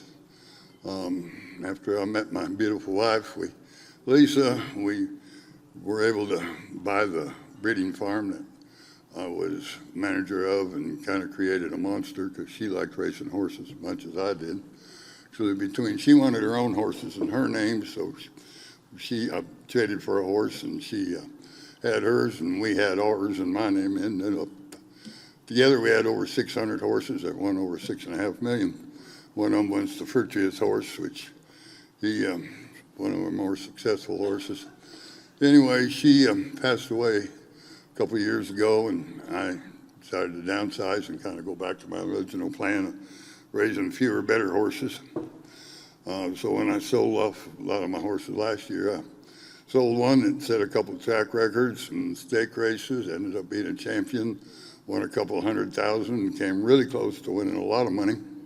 But anyway, this made me feel good that occasionally I can raise a good one still. Had a horse run a couple hours ago that I'm planning to give him the best opportunity I can. He just, first time starter, a little green, just barely got beat. But anyway, I'm giving him and a couple others, he's out of a Virtuous mare, and I'm giving him and a few others the best chance I can. So anyway, I want to thank people that helped me out along the way. My father for taking care of all these horses for me while I was gone off doing other things. My wife, who spurred me along and was my inspiration. Thank God for allowing me to live the impossible dream for all these years, and pray that he continues to do so. And hopefully the best is yet to come. Thank you for this award and for your time. Thank you very much. Up next, legacy breeder, the late Jon Murnane of Lewisburg, Kansas. Jon first registered an American Quarter Horse in 1975 and has bred 291 foals. Today, his influence continues through the versatile horses that he has bred and through his wife, Joanne, who, with the help from her family, friends, continues the program that he built with a commitment to quality, integrity, and horses that can do everything that you ask them. Congratulations to the Murnane family.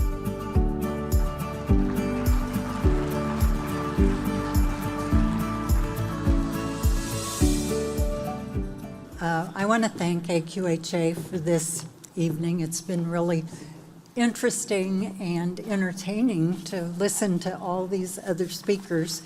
And believe me, if Jon were here, he would be much more entertaining than I. He would have a joke or two or three. I never grew up with horses, so don't hate me for that. And when I first met Jon, he owned one horse, and it was pastured about an hour and a half away from where we lived. And so I was kind of taken by surprise that I would be ending up here after all these years, owning 409 quarter horses, breeding 600 foals. And this was Jon's love. It was his passion. And to be perfectly honest with you, he didn't care if he made money. I listened to some of you talk about the millions, and I'm going, how did they do that? Because Jon would just as soon give away a horse to someone who really loved it than to sell it for $1 million.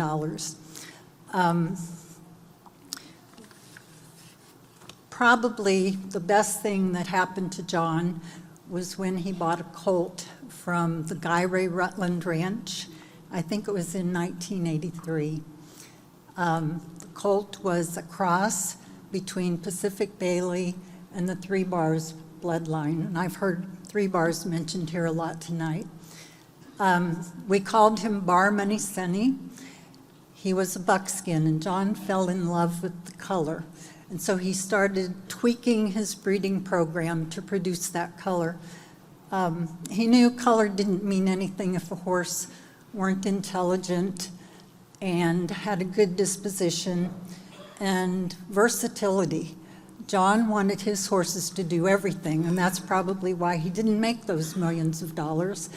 But he did breed horses that would do everything. They work on ranches. They are trail riding horses. Sonny's foals have won in the National Reining Horse Association finals. They've won in dressage with AQHA. But most of the showing that Jon did was with buckskin organizations. That's where he had some great success. Sonny's foals,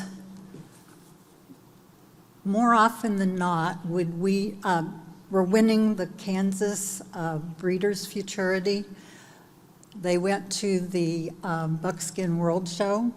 His foals won over 100 World and Reserve World Championships. At least 3 that I know of were the all-around world champion of those shows. And I tell you, even though I was married to Jon for almost 50 years, it wasn't until after he passed and I was asked to gather information and come here tonight that I realized how much he actually accomplished. It was kind of eye-opening to me because he did a lot. And I do want you to know that raising horses was Jon's hobby, if you will, because he did have a 46-year career with Hallmark cards. And so some of you, whether you know it or not, are familiar if you ever bought any Hallmark calendars with horses featured, because those could have been pictures of our foals. Hallmark did send a photographer, and they appeared in the calendars and other products. So in that way, I think Jon helped to promote the quarter horse. This is my grandson, Lincoln, and he's about the only one that inherited Jon's love and talent with horses, so I think it might carry on through him. Thank you.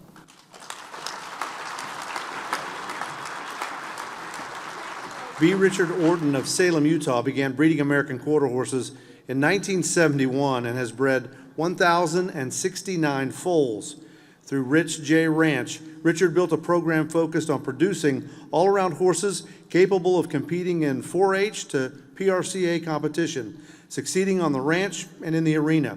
Guided by patience, integrity, and a deep love of his family, his program reflects more than 50 years of breeding horses that are built to last generations. Congratulations, B. Richard Orton.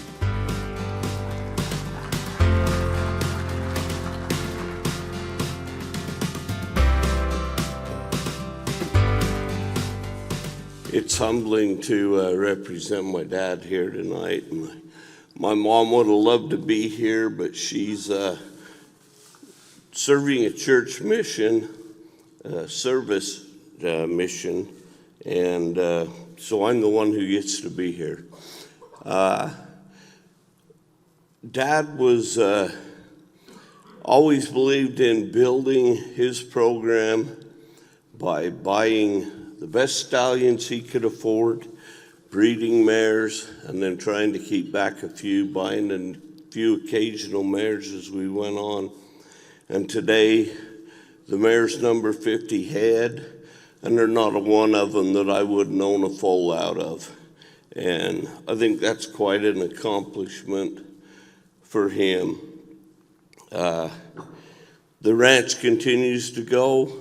We have a production sale every fall, and the one thing I can say that Dad always, he always loved somebody calling saying they won something, and then he would keep doing what he would do.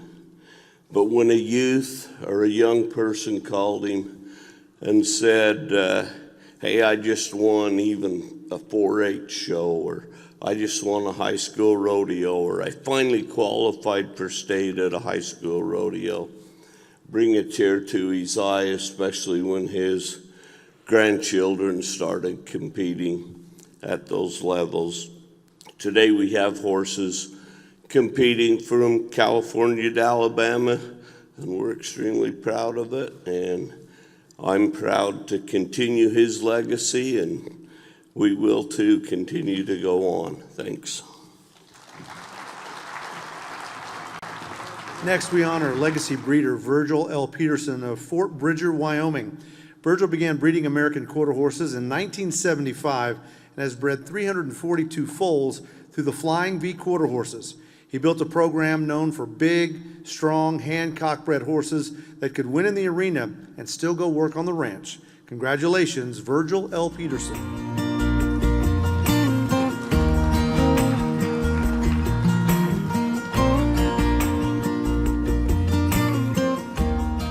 So I've heard once that the way you add value to a cow is you add weight. If you want to add value to a horse or a child, you add time. I want to talk just briefly about my hero, my father, Virgil Peterson, who can't be here today, and my mother. My father grew up in a different time even for the people of his generation. He grew up as the great nephew of an outlaw gunplay, Maxwell, lived in the middle of nowhere in an area between Utah, Wyoming, and Colorado because the law had a difficult time finding people there. He grew up, he remembers, he talks a lot about growing up playing marbles behind the Bucket of Blood Saloon in Linwood, which is now under Flaming Gorge. He grew up on horseback that his grandfather caught on the range, but the first horse he owned, the first registered horse he owned was bought for him by my mother when they were engaged. It's rare for a man to get his trophy wife the first time, especially before he earned the trophies. Dad is a consummate horseman. He never really ran cattle, he ran horses. He spent all of his time, he has a spiritual connection, almost psychic connection to the horses he lives with. He's the strongest, toughest man I've ever known, unless he had to put down one of his horses, and then sometimes I had to do it because he couldn't see through the scope through the tears. We had a number of great horses, Mormon Meteor, the Sharp Kid, Zip T Impress, Night Confessions, dozens of others. He has more ribbons than he can count. As a matter of fact, he makes a habit of handing boxes to local 4-H and shows of ribbons so they can recycle them. He has a room full of trophies. He has over 150 championship belt buckles. He qualified for the National Finals Rodeo in Saddle Bronc back in the 60s. He, as a matter of fact, the last buckle he won was Ranch Rodeo champion as a great-grandfather. I know he'd be thrilled and tickled to be here tonight, though he would probably, I'd still be talking because he is the epitome of the idea that horsemen are men of few words, which might be a lie tonight. I am grateful to be a product of his legacy. Thank you. And thank you to the AQHA. Our final legacy breeder here with us tonight is Possum Acres of St. John, Kansas, owned by Diana Johnson and the late James Jim Johnson. Since 1975, Possum Acres has bred 217 foals. Over the years, the Johnsons have focused on raising versatile, good-minded horses for 4-H, youth, amateur, and open competition. After Jim's passing in 2012, Diana continued the breeding program in his honor, carrying forward a legacy built on family, faith, and the simple joy of watching their horses fulfill the dreams of others. Congratulations, Possum Acres.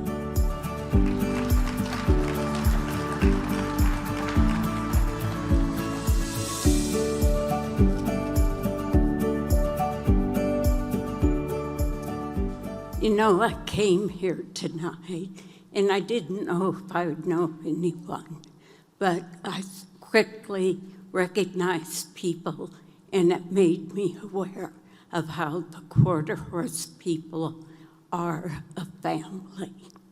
For that, I thank the quarter horse. Jim and I met in 4-H, and we shared a love of horses. That cemented our relationship. But we started breeding colts, and there was another Jim Johnson who lived in our neighborhood. As a result, we decided to change our name to Possum Acres. Thus, we alleviated him getting our papers and us getting his. In 2012, Jim passed, but Jim's greatest love was his colts. And I have to say, this trophy gave me a purpose to keep going, to achieve this goal in his name. We started with some cutting horses, bought a grandson of 3 Bars and Poco Pine by the name of Tinny Bars Poco. He quickly acquired a superior in Senior Western Pleasure. He raised Lou's Black Buttons, who placed at the Congress, Flash of Tin, who was an honor roll Junior Western Pleasure and 14 to 18 novice youth horse as a 3-year-old. And he accomplished that novice award showing in 1 class, Western Pleasure. We also raised Tin's Ace in the Hole. Our son Lewis won some all-arounds and also put an ROM on him. But we sold him to Chuck Elram for his daughter, Kelly. And Kelly put a second ROM on him in 1 weekend. Ace's next achievement was to be an honor roll novice horse for Gage Britfeld under Bruce Walquist. We also raised gold-plated Zipper, who Chuck, Jim's brother, showed to honor roll awards. Jim showed him and I showed him, and we placed at the Palomino World with him. By then, we acquired Domino's Golden Lad, a grandson of Zippo Pine Bar. He was a wonderful cross on our tinny mares. And out of that cross, we raised Nikki, who Megan showed at the World and Honor Roll Awards, Shasta, who was 3rd at the Youth World and Honor Roll, but they were Palomino Awards. Then we bought Leonard and Lee Berryhill's Skip a Star's Playboy. He gave us Keep It Zipped Playboy, who won Reserve World Champion in Palomino color with my husband. Our horses went on to achieve awards for youth, amateurs, and we worked toward having that versatile, all-around horse. I want to thank Megan, who helped me get here, Chuck, who also kept my breeding program alive, my friend Kay, who I met showing Palominos, and she also has helped me because at our age, I couldn't keep raising and halter-breeding those colts alone. I also have to hope Jim and my son Louis, who passed away last year, are looking down from heaven and smiling on this award that the Quarter Horse Association made possible.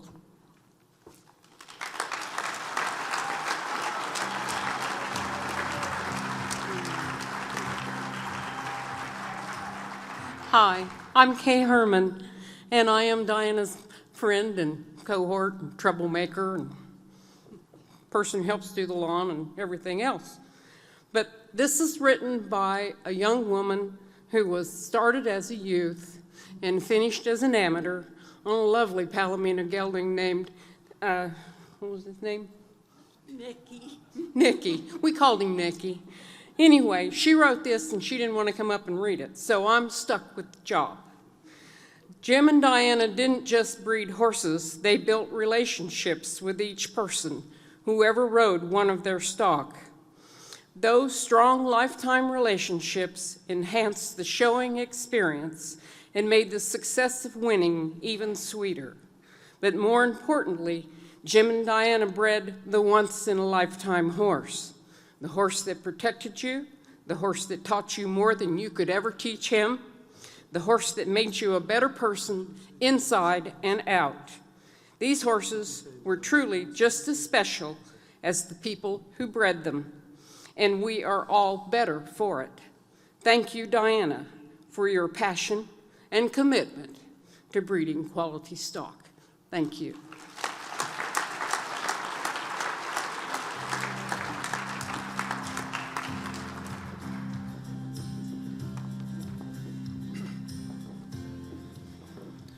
I like that name, Possum Acres. It reminds me of a story. I was traveling because I was always traveling. My kids were younger, and my wife called me in a panic. She'd taken the trash out, and there was a possum in the trash can. And she's like, "What do I do?" And I was like, "Oh, just drag it out in the yard and lay it on its side." And then she called me back and said, "Oh, it's okay. He's dead." No, he's not dead. He's not dead. And then she called back and said, "No, he's not." All right, now we honor legacy breeder Vintage Oaks Ranch of St. Helena, California. The ranch began breeding American quarter horses in 1973 and has bred 194 foals built on foundation bloodlines and a commitment to quality, and the program produced the versatile stallion Lena's Touchdown and generations of competitive horses. Congratulations to Vintage Oaks Ranch.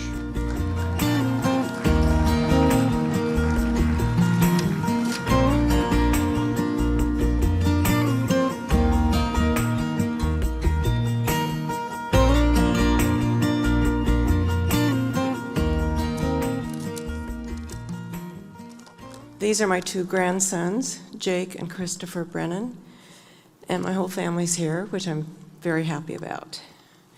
And I managed to drop this speech in the pool today, so I don't know how well it's going to go.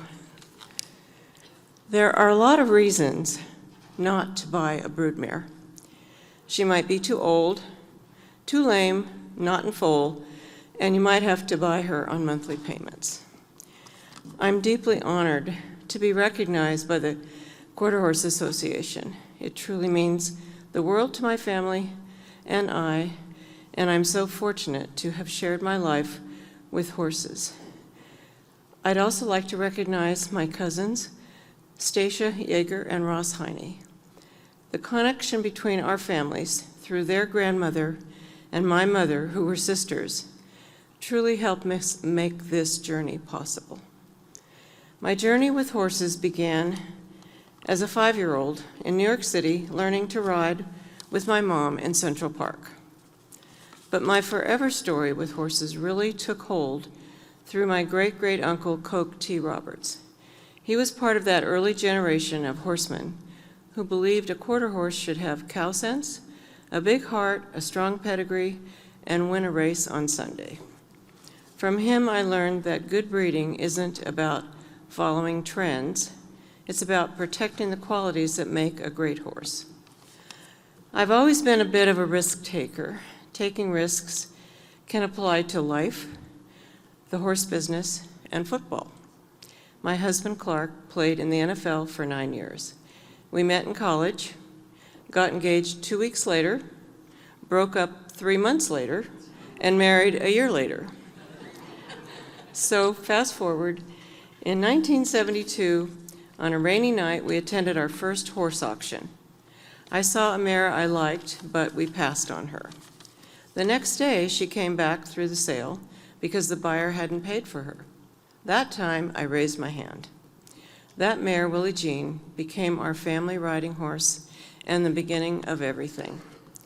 In 1974, we attended a dispersal sale, and as many of you know, auctions are quite addictive. That's when we bought the mare I mentioned earlier, May Not by Thirsty, or Holly, as we called her. She was an AQHA champion, 17 years old, lame, open, and we bought her on monthly payments. She came with a breeding to hobby horse, and just like that, we were in the breeding business.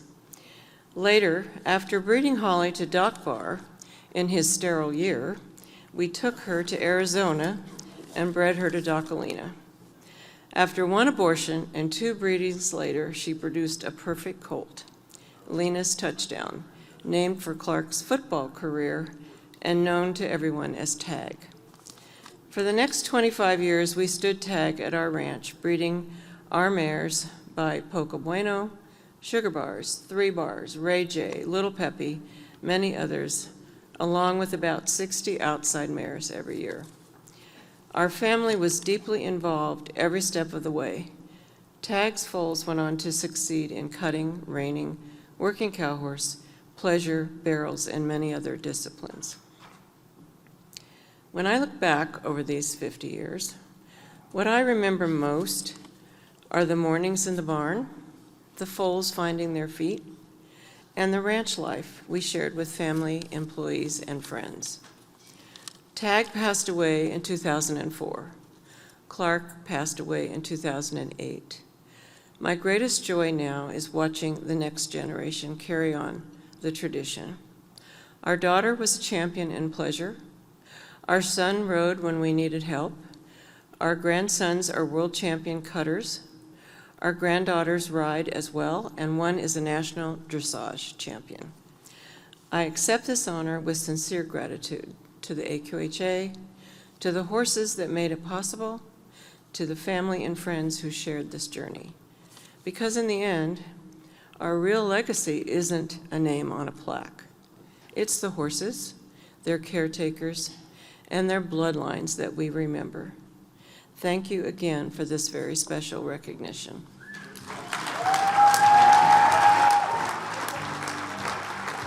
We'd like to recognize our legacy breeders who were not able to join us this evening. Jim Crawford of Lexington, Nebraska. Chown Quarter Horses of Gainesville, Texas. Jerry Ann Dickinson of Canadian, Texas. James L. Fowler of Desdemona, Texas. Paul and Lynn Scruggs of Coldwater, Mississippi, and Mr. and Mrs. Lewis A. Waters of Utopia, Texas. Give them a round of applause.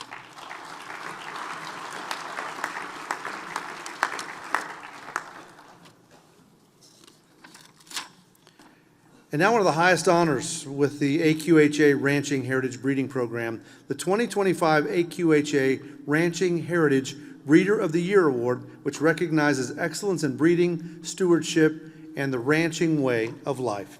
This year, we proudly honor Running You Livestock of Erta, Utah, owned and operated by AQHA professional horseman Seamus Hawes and his wife, Jolynn. The Running You brand dates back more than 150 years, and today legacy continues across nearly 50,000 acres of Utah ranch country. With 125 to 150 horses on the ranch at any given time and 35 to 40 foals bred and raised each year, every horse is started and proven through real ranch work. An AQHA Ranching Heritage Breeder since the program's inception and widely respected as one of the largest American quarter horse breeders in the western United States, Running You represents the very best of ranching heritage. Join us in congratulating Running You Livestock, your 2025 Ranching Heritage Breeder of the Year. In recognition of this award, the ranch will receive a genuine Billy Cook saddle and a custom buckle.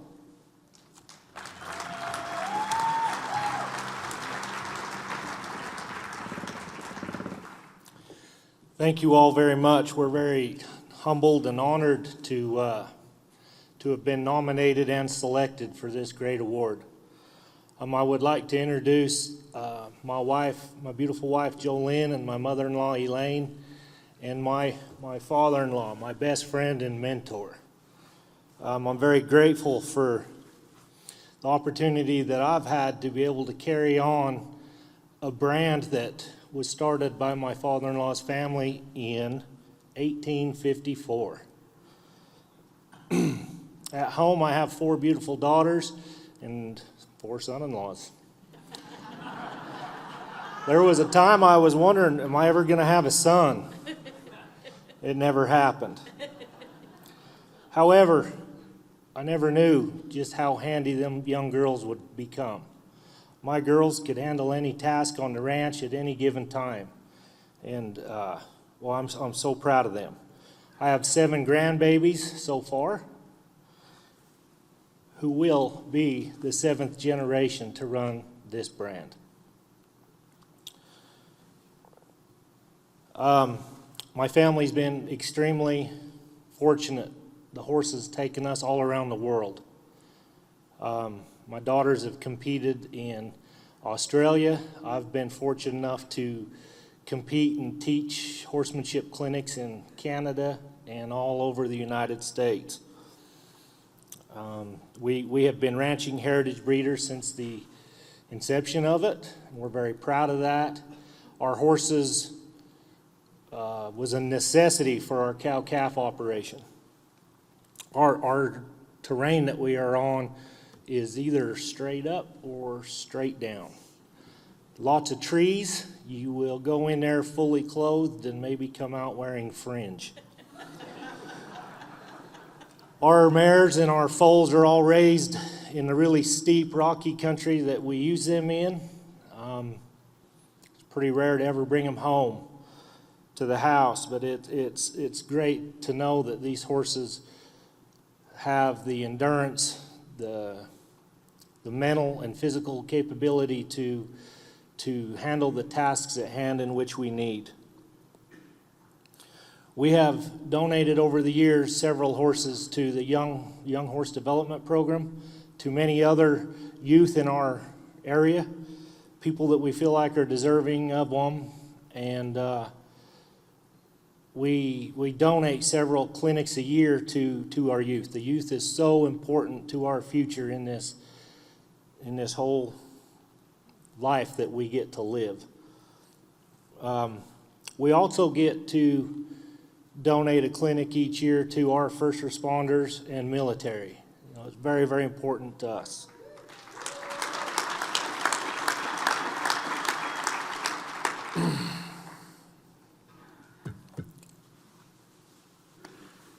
For me, I have a theory. Every time you start your vehicle or four-wheeler, you depreciate value. Every time I saddle my horse, I appreciate value. We are truly blessed every morning to be able to pull our boots on, put a hat on, and saddle an American quarter horse. They're my passion in life, my family's passion. And again, we thank you all, thank the American Quarter Horse Association and everyone involved. Thank you very much. Our next breeders have reached an extraordinary milestone, 75 years of breeding American quarter horses. They represent generations of commitment, careful stewardship, and a lasting impact on the industry. We'll begin with 75-year breeder Will Gill and Sons of Madera, California. Will Gill and Sons first registered American quarter horses in 1949 and bred 722 foals. Rooted in Driftwood and Hancock bloodlines and built on generations of family stewardship, the ranch has produced ranch and rodeo horses proven in competition and on working cattle. Will Gill Jr., who passed away in 2025 at the age of 103, often said, "Raising and riding good horses makes ranching a much more pleasurable experience, and to compete and win on these same horses, along with seeing others do the same, is very rewarding." Congratulations to Will Gill and Sons.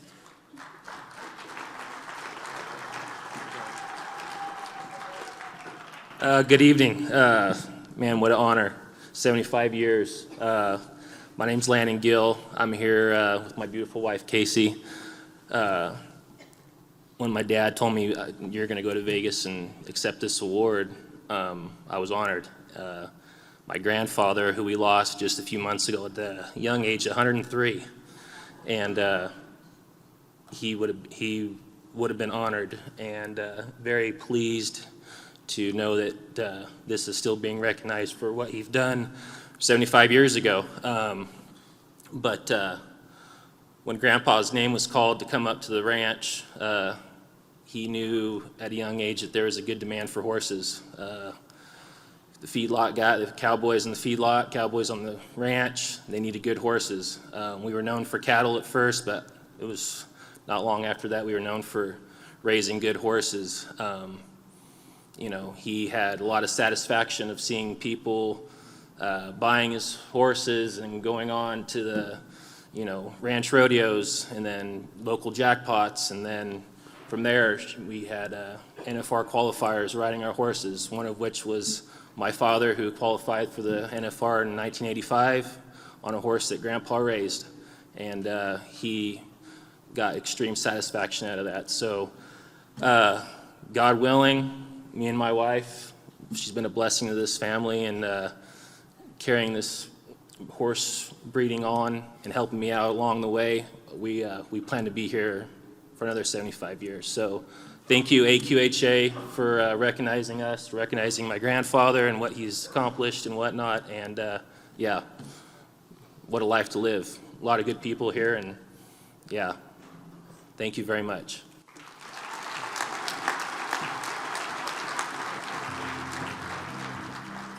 Next, we honor 75-year breeder Raymond Sutton Ranch of Gettysburg, South Dakota.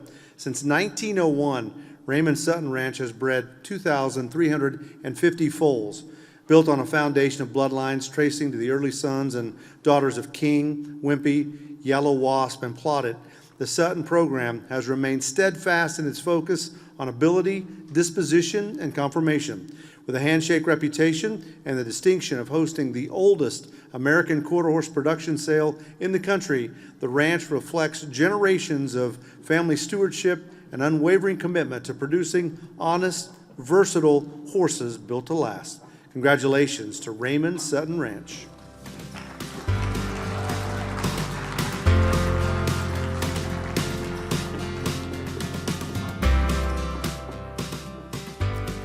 Getting to be a long evening, so I'll try and be short. Those of you that sit on a committee with me know that's not possible.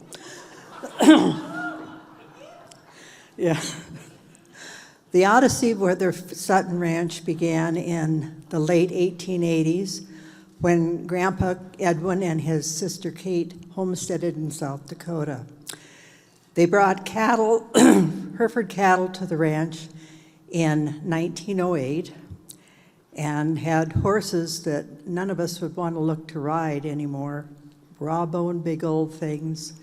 The first registered horses were heavy horses that came, and they were Belgians.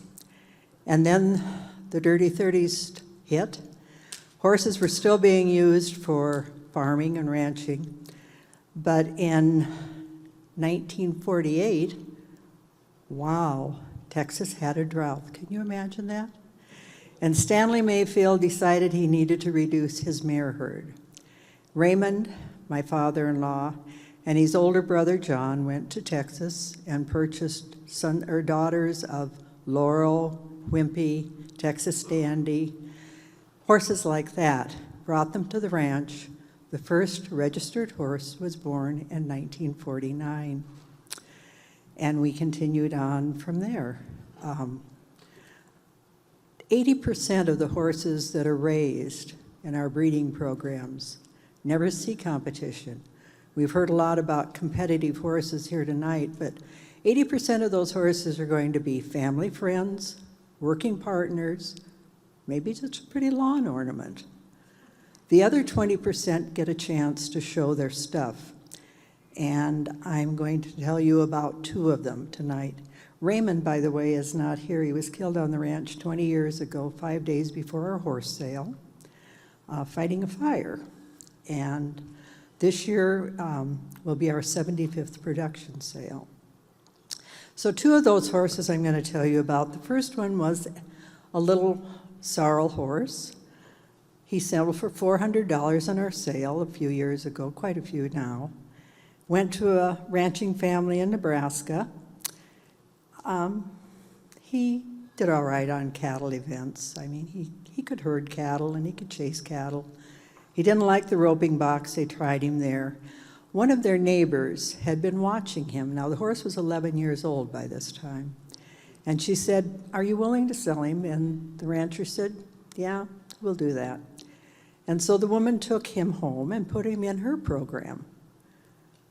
In her program, he won $250,000, won the the Dodge National Finals, ended up as WPRA Barrel Horse of the Year, and AQHA Barrel Horse of the Year. So it depends on what hands the horses we produce get put into and the chances that they have. The other horse I'm going to tell you about came to be my horse about 7 years ago. Heather went to a sale, and the 2 young ladies up here, our daughter Heather and our niece Laura, and both of them are active in the horse program. Anyway, Heather goes to a horse sale. You know, you have to out in your blood. And she comes home with a mare for me, for a Mother's Day present, Horizon's Hope. And I look at the pedigree and I'm thinking, on the bottom, that dam looks familiar. And I go back in our records and I find out that the Hope's dam had been purchased as a foal in our sale. As a 3-year-old, she'd become an AQHA champion, and then she went into broodmare. Hope had been used then and used in performance, and Heather thought at my age maybe I could handle the horse still. We went on to the ranch versatility about 5 years ago and placed in the top 5 in all our classes. So this year, 75 years of producing horses, 75 years of selling good horses. Thank you.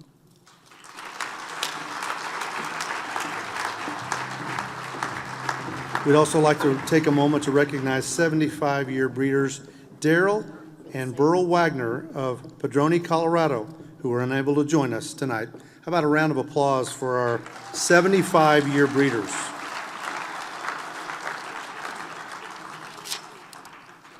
And now our final award of the evening, we recognize the 2025 AQHA Ranching Heritage Breeder Top Production Sale Award, presented each year to the ranch horse sale that exemplifies the highest standards of quality, professionalism, and integrity within the AQHA Ranching Heritage Breeder Program. Congratulations to Weaver Quarter Horses of Big Sandy, Montana.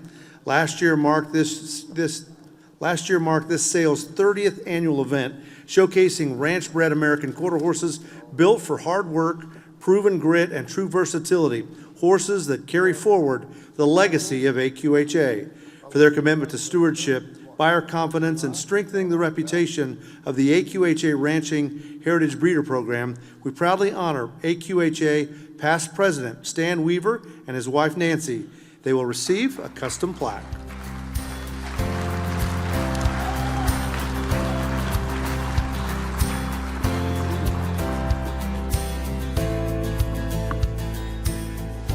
Well, thank you. This is my wife, Nancy, and we're a family operation. She takes all the pictures for the catalog and does all the advertising. Our daughter, Kellyanne, she does the catalog. And my son and grandsons, they halter break all the colts, so it's strictly a family deal. I'd like to thank AQHA for this honor, and I'd also like to thank Karen McQuistion and her staff for all they do. And Karen, our thoughts and prayers are with you. And I'd also like to thank Johannes, because he was the one that started this, as Rob A. said, this idea. And I'd also like to tip my hat to Jim Hunt. When he was on the EC, he come up with the idea of having this dinner at the convention, and we can see what a success it's been. I think that we can, if you get a chance to thank him for coming up with this idea, because I think it was a great addition to the convention. I want to congratulate everybody that got an honor tonight. It's an honor to be able to be with those people, and I tip my hat to all the ranching heritage breeders and the hard work they do with their programs.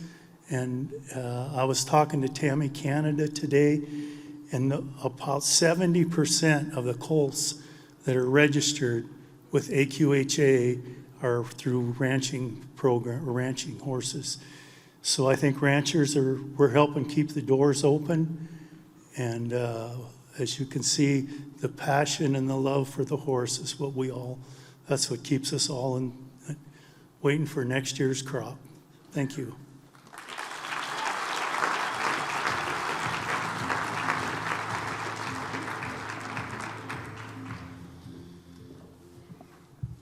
Wow, labor of love. I think would be the theme. So many great people, visionaries, and hard workers.